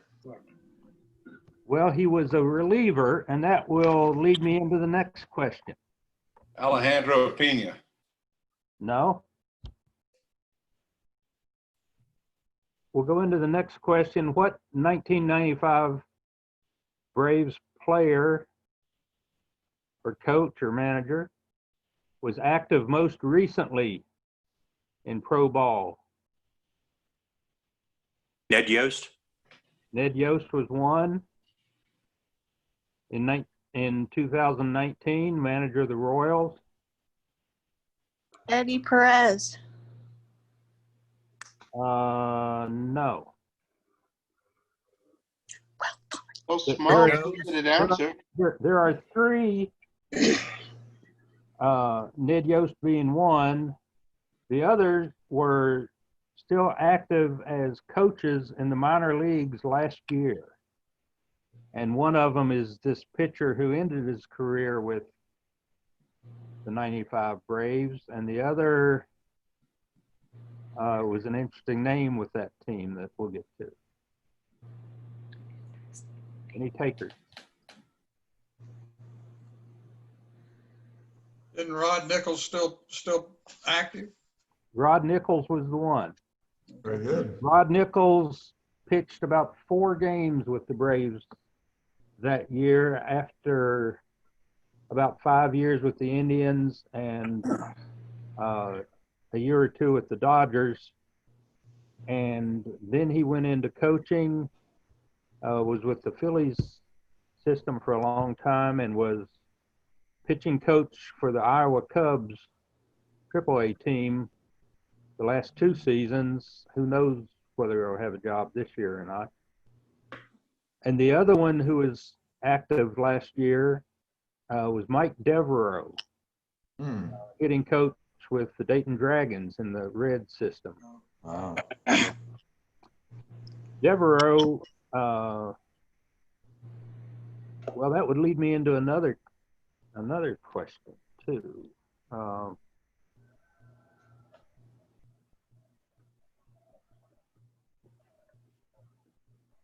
No, I'll leave that one. Funny how all these go together. There were 2 players on that '95 Braves team who also played with another first division or first place division winning team that year. They got traded from the Braves and ended up with a team that won their division. So they played for 2 first place teams that year. Any ideas?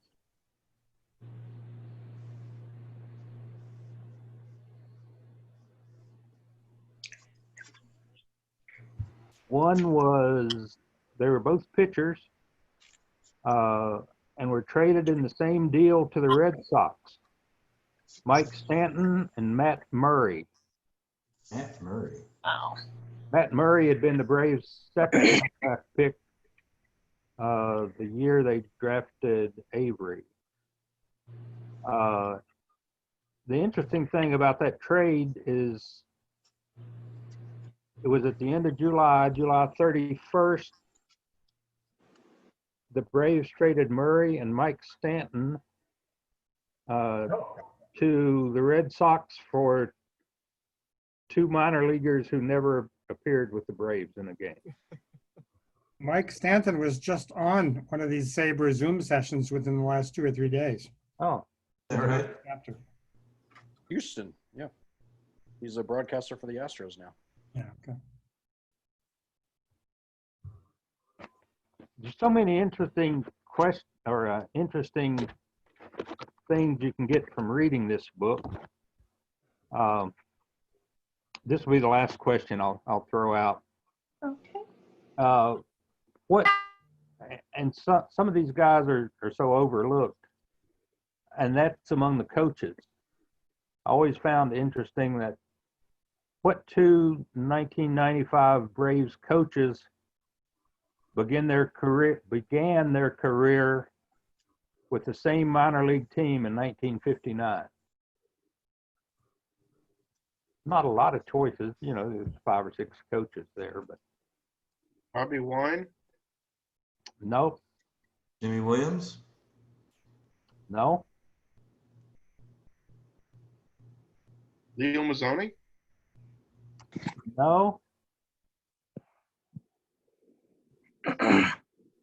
The two other ones you haven't mentioned. Actually, there was another one. Who was Clarence Jones, the hitting coach? Who was the hitting coach? Yes, he was. Pat Corrales? That's the answer. Now, let me tell you the rest of the story. They were both with the 59 Johnson City Phillies in the Appalachian League. I asked Pat Corrales one time, and this was after Clarence Jones had left the team, but I said, I always thought it was interesting when I saw that you and Clarence were both on your first minor league teams together at Johnson City. He said, Clarence wasn't on that team. And I said, well, he shows up as playing a few games there. No, I know for sure he was never on that team. And he still swears Clarence was not on that team. Well, I looked up recently and found that Pat joined or was signed by the Phillies out of high school and joined Johnson City team right at the end of June. The Appalachian is a short season minor league team that, you know, starts after schools and college are finished. Usually they start about the 18th or 19th of June. And Pat joined the team about the 28th or 29th of June. From reading the biographies here in the book, the one on Clarence Jones filled in the rest of the story on this. Clarence, I think was born in Florida or Alabama, I forget, but family moved to Zanesville, Ohio, where he grew up, went to high school and signed with the Phillies and started the season with Johnson City. He was the only black player on the team.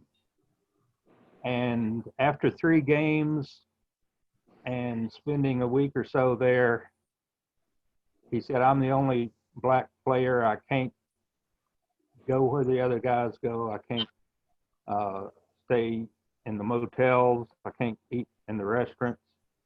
This is not what I'm used to back in Ohio. I have no desire for this. So he quit and went home. So Clarence started his career with that team, left and went home before Pat came along. Pat never knew that Clarence was on that team. And then 36 years later, they're both the coaches with World Championship Braves. So that was an interesting story. It's a great story. Well, we've got 13 minutes. Dave, you want to throw a few at us? Well, you're on mute, Dave. There you go. There we go. Sorry about that. Yeah, let me see if we can squeeze in a few here with the time that we have left. I don't know if some of you may have watched the MLB draft last week, and Spencer Torkelson selected #1 overall by the Detroit Tigers out of Arizona State. Spencer Torkelson is the 4th Arizona State Sun Devil selected #1 overall in the MLB draft. Can you name the other 3? Bob Horner. Horner's one. Rick Monday. Rick Monday, the very first in 65. Reggie Jackson. Reggie was #2 in 1966 behind the immortal Steve Chilcott, a high school catcher out of California. Oops. Never made the majors, unfortunately. Tell me about it. What team missed on that one? Who picked? Mets. Mets. Mets. Oh, Floyd Bannister. Was Floyd Bannister Floyd #1? Bannister is correct. Left-handed pitcher selected #1 overall by the Astros in 76. So you got Rick Monday, 65, selected by the Kansas City Athletics.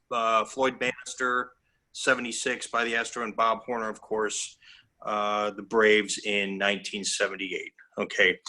Spencer Torkelson, as a freshman in 2018, he hit 25 home runs. That is an Arizona State freshman record. Whose record did he break?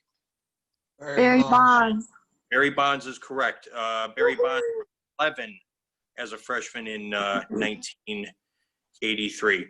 Barry Bonds was the #6 overall draft pick in 1985, taken by the Pittsburgh Pirates.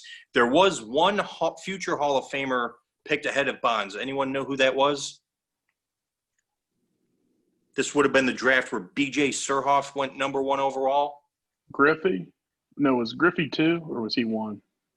Griffey was #1 in 89? Or no, 88? 87 draft. 89. 87. This player, #4 in the 85 draft, this is the future Hall of Famer we're looking for. It went B.J. Surhoff, Will Clark, Bobby Witt, and then this future Hall of Famer. Barry Larkin. Barry Larkin is correct. Oh, chicken. And then at #5, the White Sox selected a catcher named Kurt Brown. I don't know who that is. So, all right. Another draft-related question. Last year's World Series MVP, Steven Strasburg, selected #1 overall by the Nationals in 2009. Steven Strasburg is one of 7 #1 overall draft picks who won a World Series with the team that drafted them. Can you name the other 6? Pippa Jones. Obviously.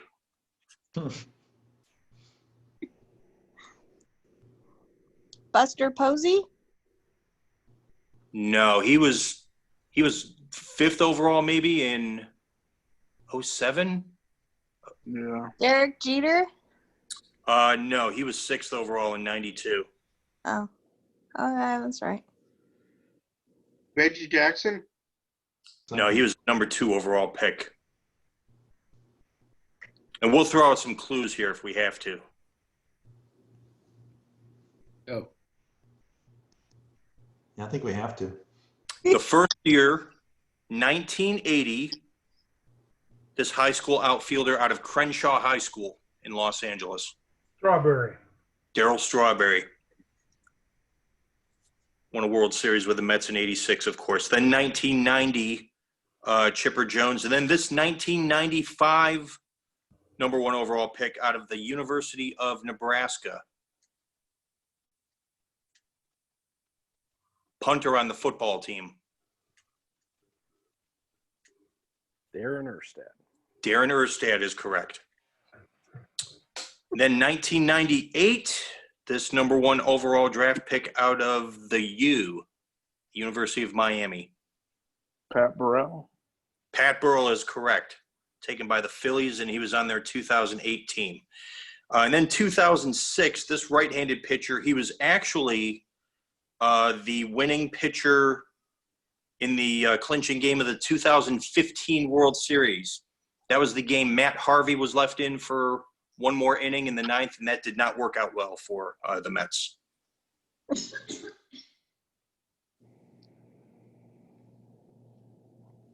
What year, Dave? Selected #1 overall 2006, and he was the winning pitcher in relief in the clinching Game 5 of the 2015 World Series. David Price. So he was a Royal, right? So Yeah, that guy. Picked #1 overall instead of Clayton Kershaw. Whoops. Or Tim Lincecum was in that draft too.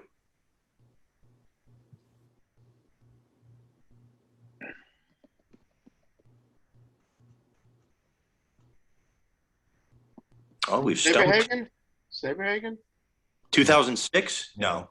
Right team, wrong year. Danny Duffy? Danny Duffy? No. Wade Davis? Wade Davis? No. Although Wade Davis did get the save, recorded the no, actually it wasn't. He got the final out. I don't think it was a save situation because didn't they score like 7 runs in that top of that 10th inning, I think. I'll give you his initials, LH. Luke. Yep. I don't even know how to pronounce Hossifer, yeah. Luke Hochaver. Hochaver. Yeah. His name, selected #1 overall. Then you had Strasburg in 2009, and this shortstop in 2012, #1 overall pick. Obviously, would have been on a recent World Series winner. Oh, Correa. Carlos Correa is correct. Okay, very good. Those are the 7. Next question. Nolan Ryan, of his 5,714 career strikeouts, he struck out this batter more times, 39 times. This batter struck out 39 times, more than any other against Nolan Ryan. Anyone see his name recently? Eddie Murray? Claudell Washington. Claudell Washington is correct. Struck out 39 times, more than any other batter against Nolan Ryan. And of course, Claudell Washington, he hit the foul ball that Ferris caught in Ferris Bueller's Day Off, one of my favorite movies. Director John Hughes, he used actual game footage from a Braves-Cubs game on June 5th, 1985, and Claudell Washington was at bat as a lefty, hit a foul ball down the left field line with Lee Smith pitching. So there's a neat little bit of movie pop culture trivia there. As well. Okay, moving on. Next question. Hank Aaron, on July 4th, 1968, hit his 500th career home run, the 8th member of the 500 Homer Club. What pitcher did he hit that home run off? Mike McCormick. The late Mike McCormick, 1967 National League Cy Young Award winner who died June 13th. Mike McCormick, later he was traded to the Yankees in July of 1970 and pitched in 9 games. So Mike McCormick is one of 11 pitchers to play for the Yankees at some point during their career, but won a Cy Young Award with another team. Can you name the other 10? Tom Seaver. Did not pitch for the Yankees. No. Randy Johnson. Randy Johnson is one. Jacob, where were you on that one? Say it again, Dave. What was the question? We're looking for Mike McCormick, one of 11 pitchers who pitched for the Yankees at some point during their career, but won a Cy Young Award with another team. C.C. Sabathia. Is one, the most recent one, with Cleveland in 2007. Roger Clemens. Of course. Yeah. Dwight Gooden. Gooden with the Mets in '85. Later played for the Yankees. He was on their '96 team, '96 and '97.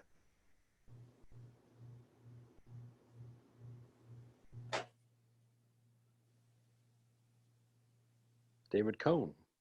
David Cone, the 94 American League Cy Young winner with the Royals. And we'll give you some clues if we need to. This 1974 American League Cy Young Award winner was with the Yankees later on in the decade.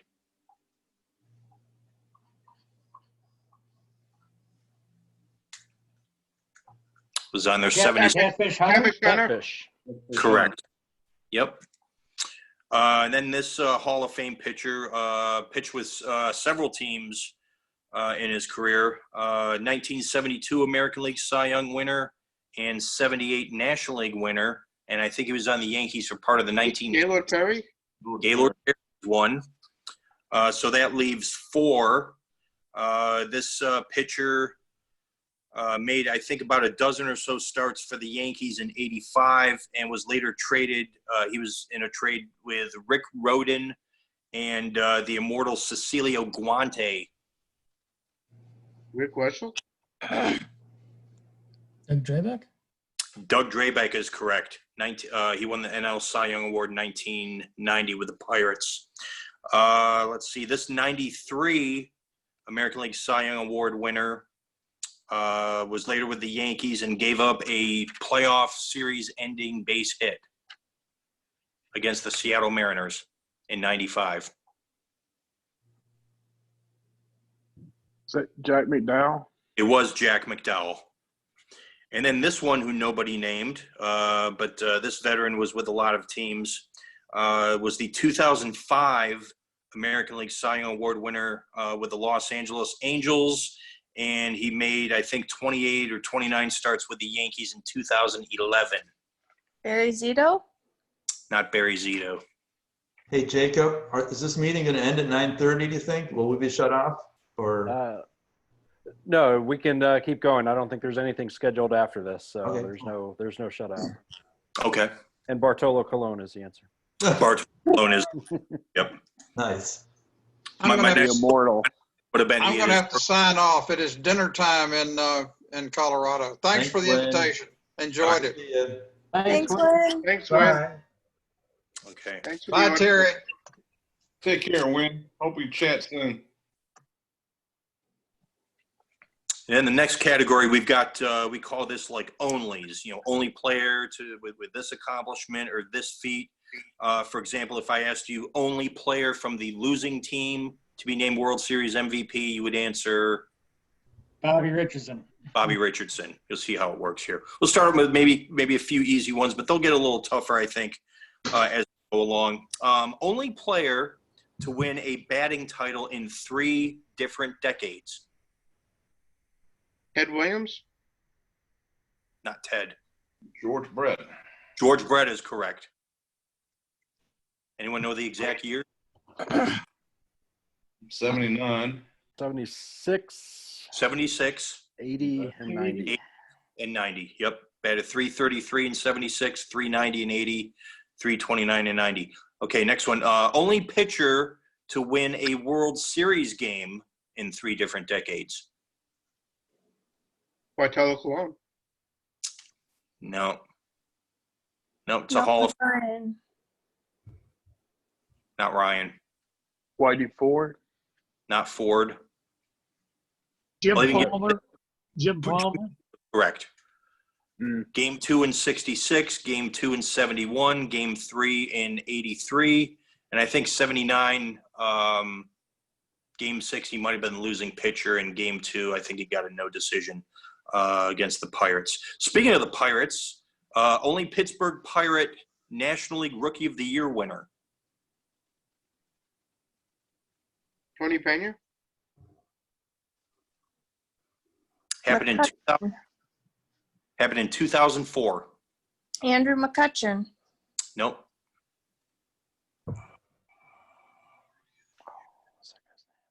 Was later with the Boston Red Sox, I believe, and was kind of a bust, if I remember. Jason Bay. Jason Bay is correct. Rookie of the Year winner. Next one. Only catcher who caught not 1 but 2 perfect games. And can you name the pitchers? Jim Bunning was one of them. No. No? No, it was more recent. It was like Burley and Humber's perfect games. Before that. Oh, it was before that? Yeah. One in the 80s and one in the 90s. Kenny Rogers was one of the pitchers, I think. Even before Kenny. Oh, it was before that? Yeah. Mostly So a back. Bobby Witt was the pitcher in the 80s, maybe? No. No. Back- Mike Witt. Mike Witt? No. Jeff Torborg. Not Torborg. Len Barker? Len Barker is one of the pitchers in 81 with Cleveland. So then who was the catcher? And who was the other pitcher whose perfect game he caught? Jeff Torberg? No, somebody said Torborg. That was after Fosse, wasn't it? Oh, much. Force was got run over in 68. 70. Bo Diaz. Mike Scioscia. Oh. Later was a backup catcher with the Yankees in like 85, I think. The Oakland A's when Tony La Russa was the manager. And then Ron Hassey. Ron Hassey? Ron Hassey caught 2 perfect games. Barker in 81 and then this pitcher in 91. Dennis Martinez. Dennis Martinez is correct. That's Only a good catcher question. 2 games. Okay, next one. Only year in which both leagues Cy Young Award winners were unanimous. 68. 68. Gibson and McLean.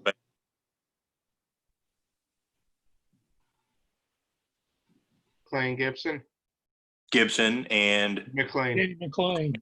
of course. Only player to hit 50 home runs in a season during the 1970s. George Foster. George Foster. How many in what year? 77. 77. 52. Yep. Next question. Only California Angel to win an American League batting title. Alex Johnson. Alex Johnson is correct. What year? Anyone? 1970. 1970. Batted .329. Only player to win the All-Star Game MVP award in consecutive years. It's an active player.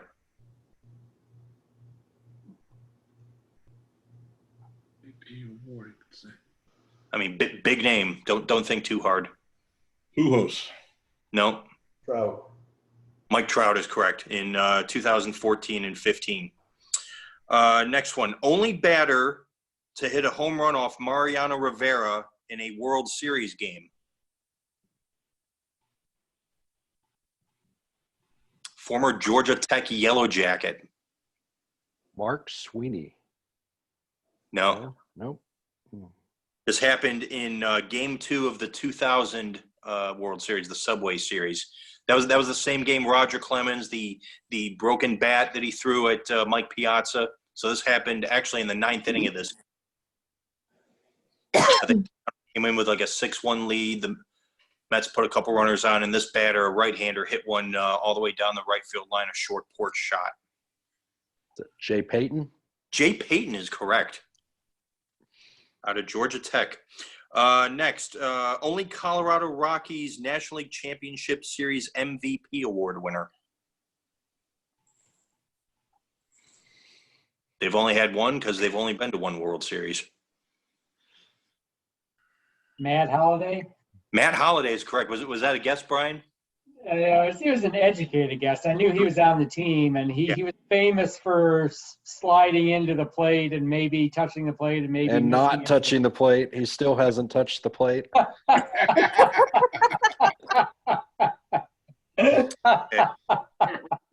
Has anyone seen that Colorado Rockies commercial from like 2008, the next year, and they spoofed Matt Holliday not touching the plate, and there's a scene in the clubhouse where he's touching food, and if you touch food, you're supposed to grab it. And Clint Hurdle's the manager, and he's like, "You touched it, right?" And the whole team goes around, and Holiday's like, yeah, I touched it. So great commercial. All right. Okay, next. Only player to win the batting Triple Crown and World Series MVP award in the same year. Mantle. Not Mantle. Back to the 40s. There was no World Series MVP in the 40s. Not until 55. Johnny Padres. Frank Robinson. Frank Robinson is correct. In 66, of course, with the Orioles. Triple Crown, and then he was World Series MVP. Next one. Only Tampa Bay Ray to lead the American League in home runs in a season. Evan Longoria. Not Evan Longoria.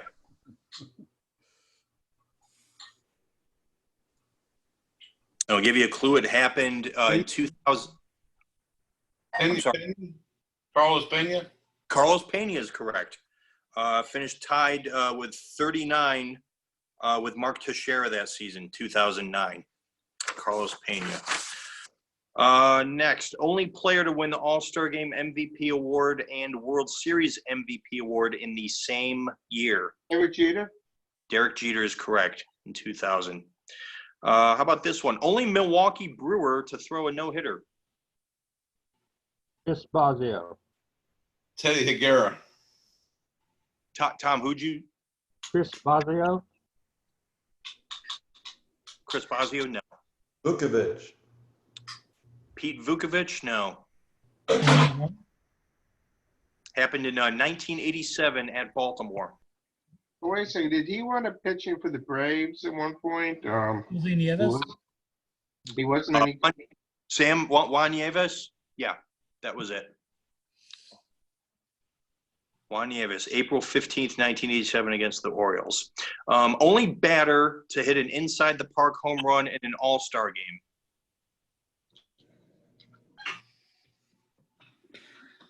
Happened in 2007 at AT&T, formerly known as AT&T Park in San Francisco. Ichiro Suzuki is correct. I think he hit a fly ball to right field. It took a funny bounce off the brick wall out there, and he scooted around all the way. This one you'll know, but there will be a follow-up to it. I think you'll know this. Only player to pinch hit for Ted Williams. Errol Hardy. Errol Hardy is correct. On September 20th, 1960, in a game against the Orioles in Baltimore. The follow-up: what happened for him to enter the game as a pinch hitter, and then what did he do during his at bat? If Bill was still with us, I thought he would have known. Nobody's going to get this. What happened in the first inning? Ted Williams, he fouled a pitch off his instep. Carroll Hardy went in as the pitch hitter, and he promptly hit into a double play in the first inning of that game. Carroll Hardy. Okay. If anyone gets this, I'll be very impressed. Only San Diego Padre to lead the National League in stolen bases in a season. Alan Wiggins. Alan Wiggins. That was my guess, but Alan Wiggins, he would have run into Tim Raines in the early 80s, and then Vince Coleman in the middle part. What about they had a guy named Bonilla at one time? No. This happened in 2012. Stole 44 bases to lead the National League. And I think it was their starting shortstop for about 5 or 6 seasons, 2008 to 13 or 14 maybe. Yeah, then he kind of fell off the face of the earth, didn't he? Yeah. EC. What were the initials? EC. Was that the kid that went to Clemson? Khalil? No. Shortstop that they got from Clemson? No? No. Oh. Eduardo? No. Player born in Nicaragua. No one's going to get this. No one remembers. Andy Chavez? Everett Everett Cabrera. Yeah. Oh, wow. What was the name? Everett Cabrera, Everth. Everett Cabrera, only San Diego Padre to lead the NL in stolen bases in a year. Couple left here. How about this one? Only player to hit a walk-off home run against Nolan Ryan.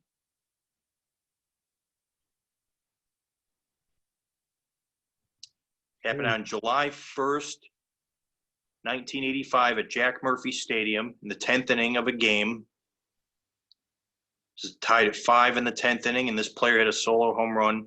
Later went on to become a major league manager and actually managed the Padres. Bruce Bochy. Bruce Bochy? Bochy is correct. Bruce Bochy, only player to hit a walk-off homer against Ryan. Back when starting pitchers might actually go 10 innings, believe it or not. The last of the onlys here, I think you'll know this one, but again, there will be a follow-up. Only player to get a hit for 2 different teams in 2 different cities on the same day. Joel Youngblood. Joel Youngblood. Correct.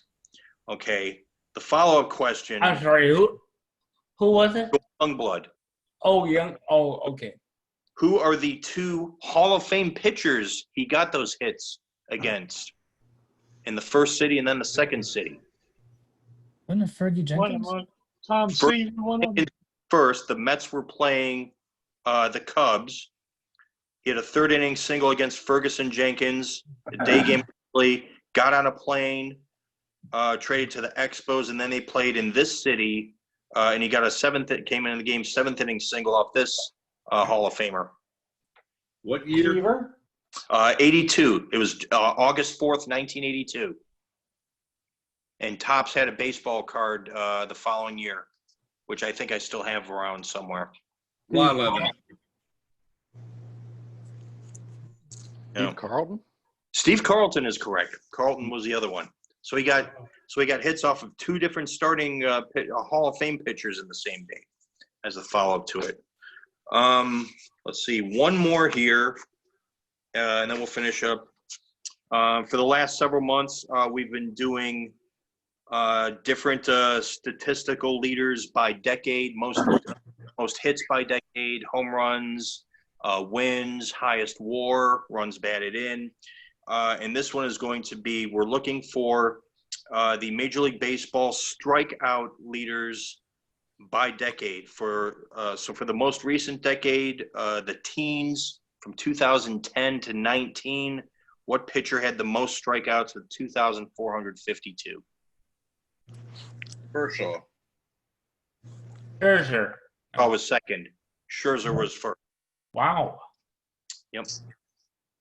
How about from 2000 to 2009, most strikeouts? Jack Morris? 2000 to 2000. Oh, so sorry, wrong year. He's Rapier. No. No. Verlander? I'll even give you a clue. He also led the majors in strikeouts from 1990 to 99 during the 90s. Randy Johnson is correct. Wow. 2,538 in the 90s and 2,182 in the O's, I guess as we'll call it. How about the 1980s? Most strikeouts. Was that Morris? He also had the most strikeouts during the 70s. Nolan Ryan. Nolan Ryan is correct. Yep. How about the 1960s? Koufax? Yeah. Koufax. Bob Gibson. Was third. Gibson. Bob is correct. Yeah. How about the 1950s? 1,544 strikeouts during the 50s. Robin Roberts? No. Lou Burdett. Finished his career with exactly 300 wins. Early win. Correct. How about the 1940s? Bob Feller. Al Newhouser. That could be. Oh, good guess. Dennis might know. How about the 1930s? Lefty Grove. Dizzy Dean? Lefty Grove was second behind this other left-hander. Hubble. Not Carl Hubble. Gomez. Lefty Gomez? Lefty Gomez is correct. Wow. How about the 1920s? Jazzy Vance. Dazzy Vance is correct. This one easy. I think the 1910s. Walter Johnson. And then from 1900 to 1909, the aughts, as the old timers call it. Cy Young. Cy Young? No. Not Cy Young. Walter Johnson. Mathewson. Eddie Joss. Christian No. Mathewson. No.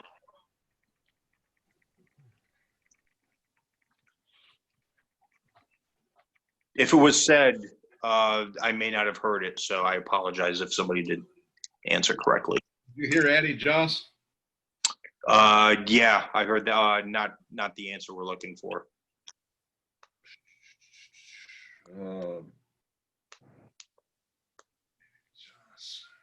Mordecai Brown. Jack Chesbrough. Last name begins with the letter W. Ed Walsh. Ed Walsh? No.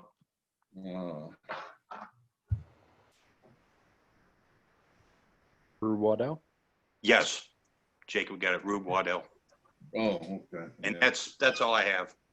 Usually we go on longer, but I thought, due to time constraints, Good stuff. yeah. Good job, Dave. We'll have more next month. Would you like to end with a Braves 95 question? Go for it. Since you had one about the Major League Draft a while ago, there were 6 players on the 95 Braves who were signed as first-round draft picks. Who are they?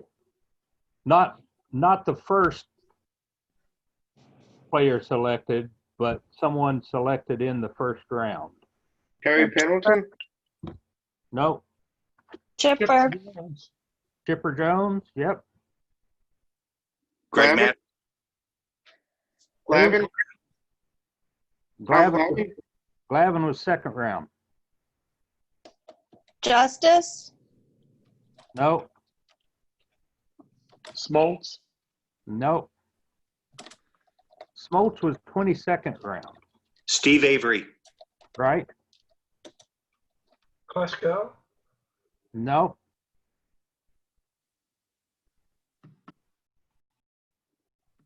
David Justice. No.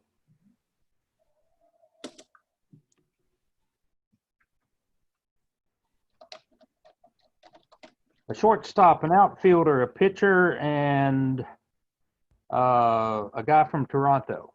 Not Glavin. Lauser wasn't a first-round pick, was he? Who? Lauser. Yes, he was.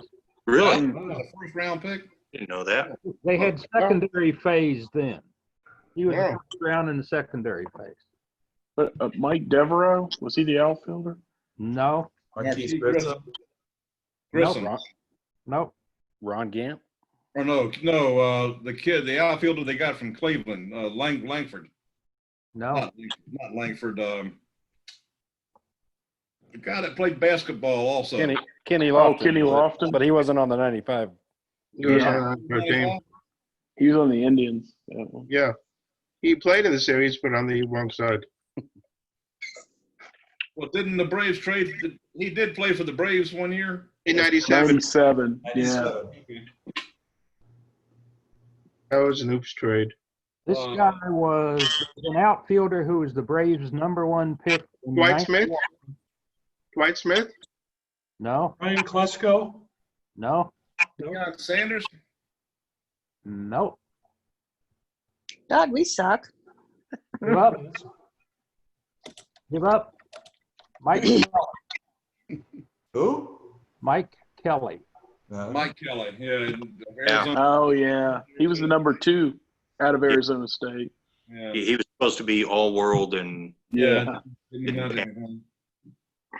Still a pitcher.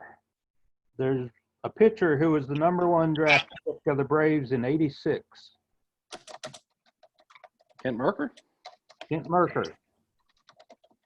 And Toronto Blue Jays #1 pick in 1981. McGriff. No. He was a Yankee. Jim Clancy? Nope. Sam, you got an idea? I don't know if I should. I give it away. So. No, let someone else get. Is this a picture? No. Avery? No, it's not a picture. Okay. No.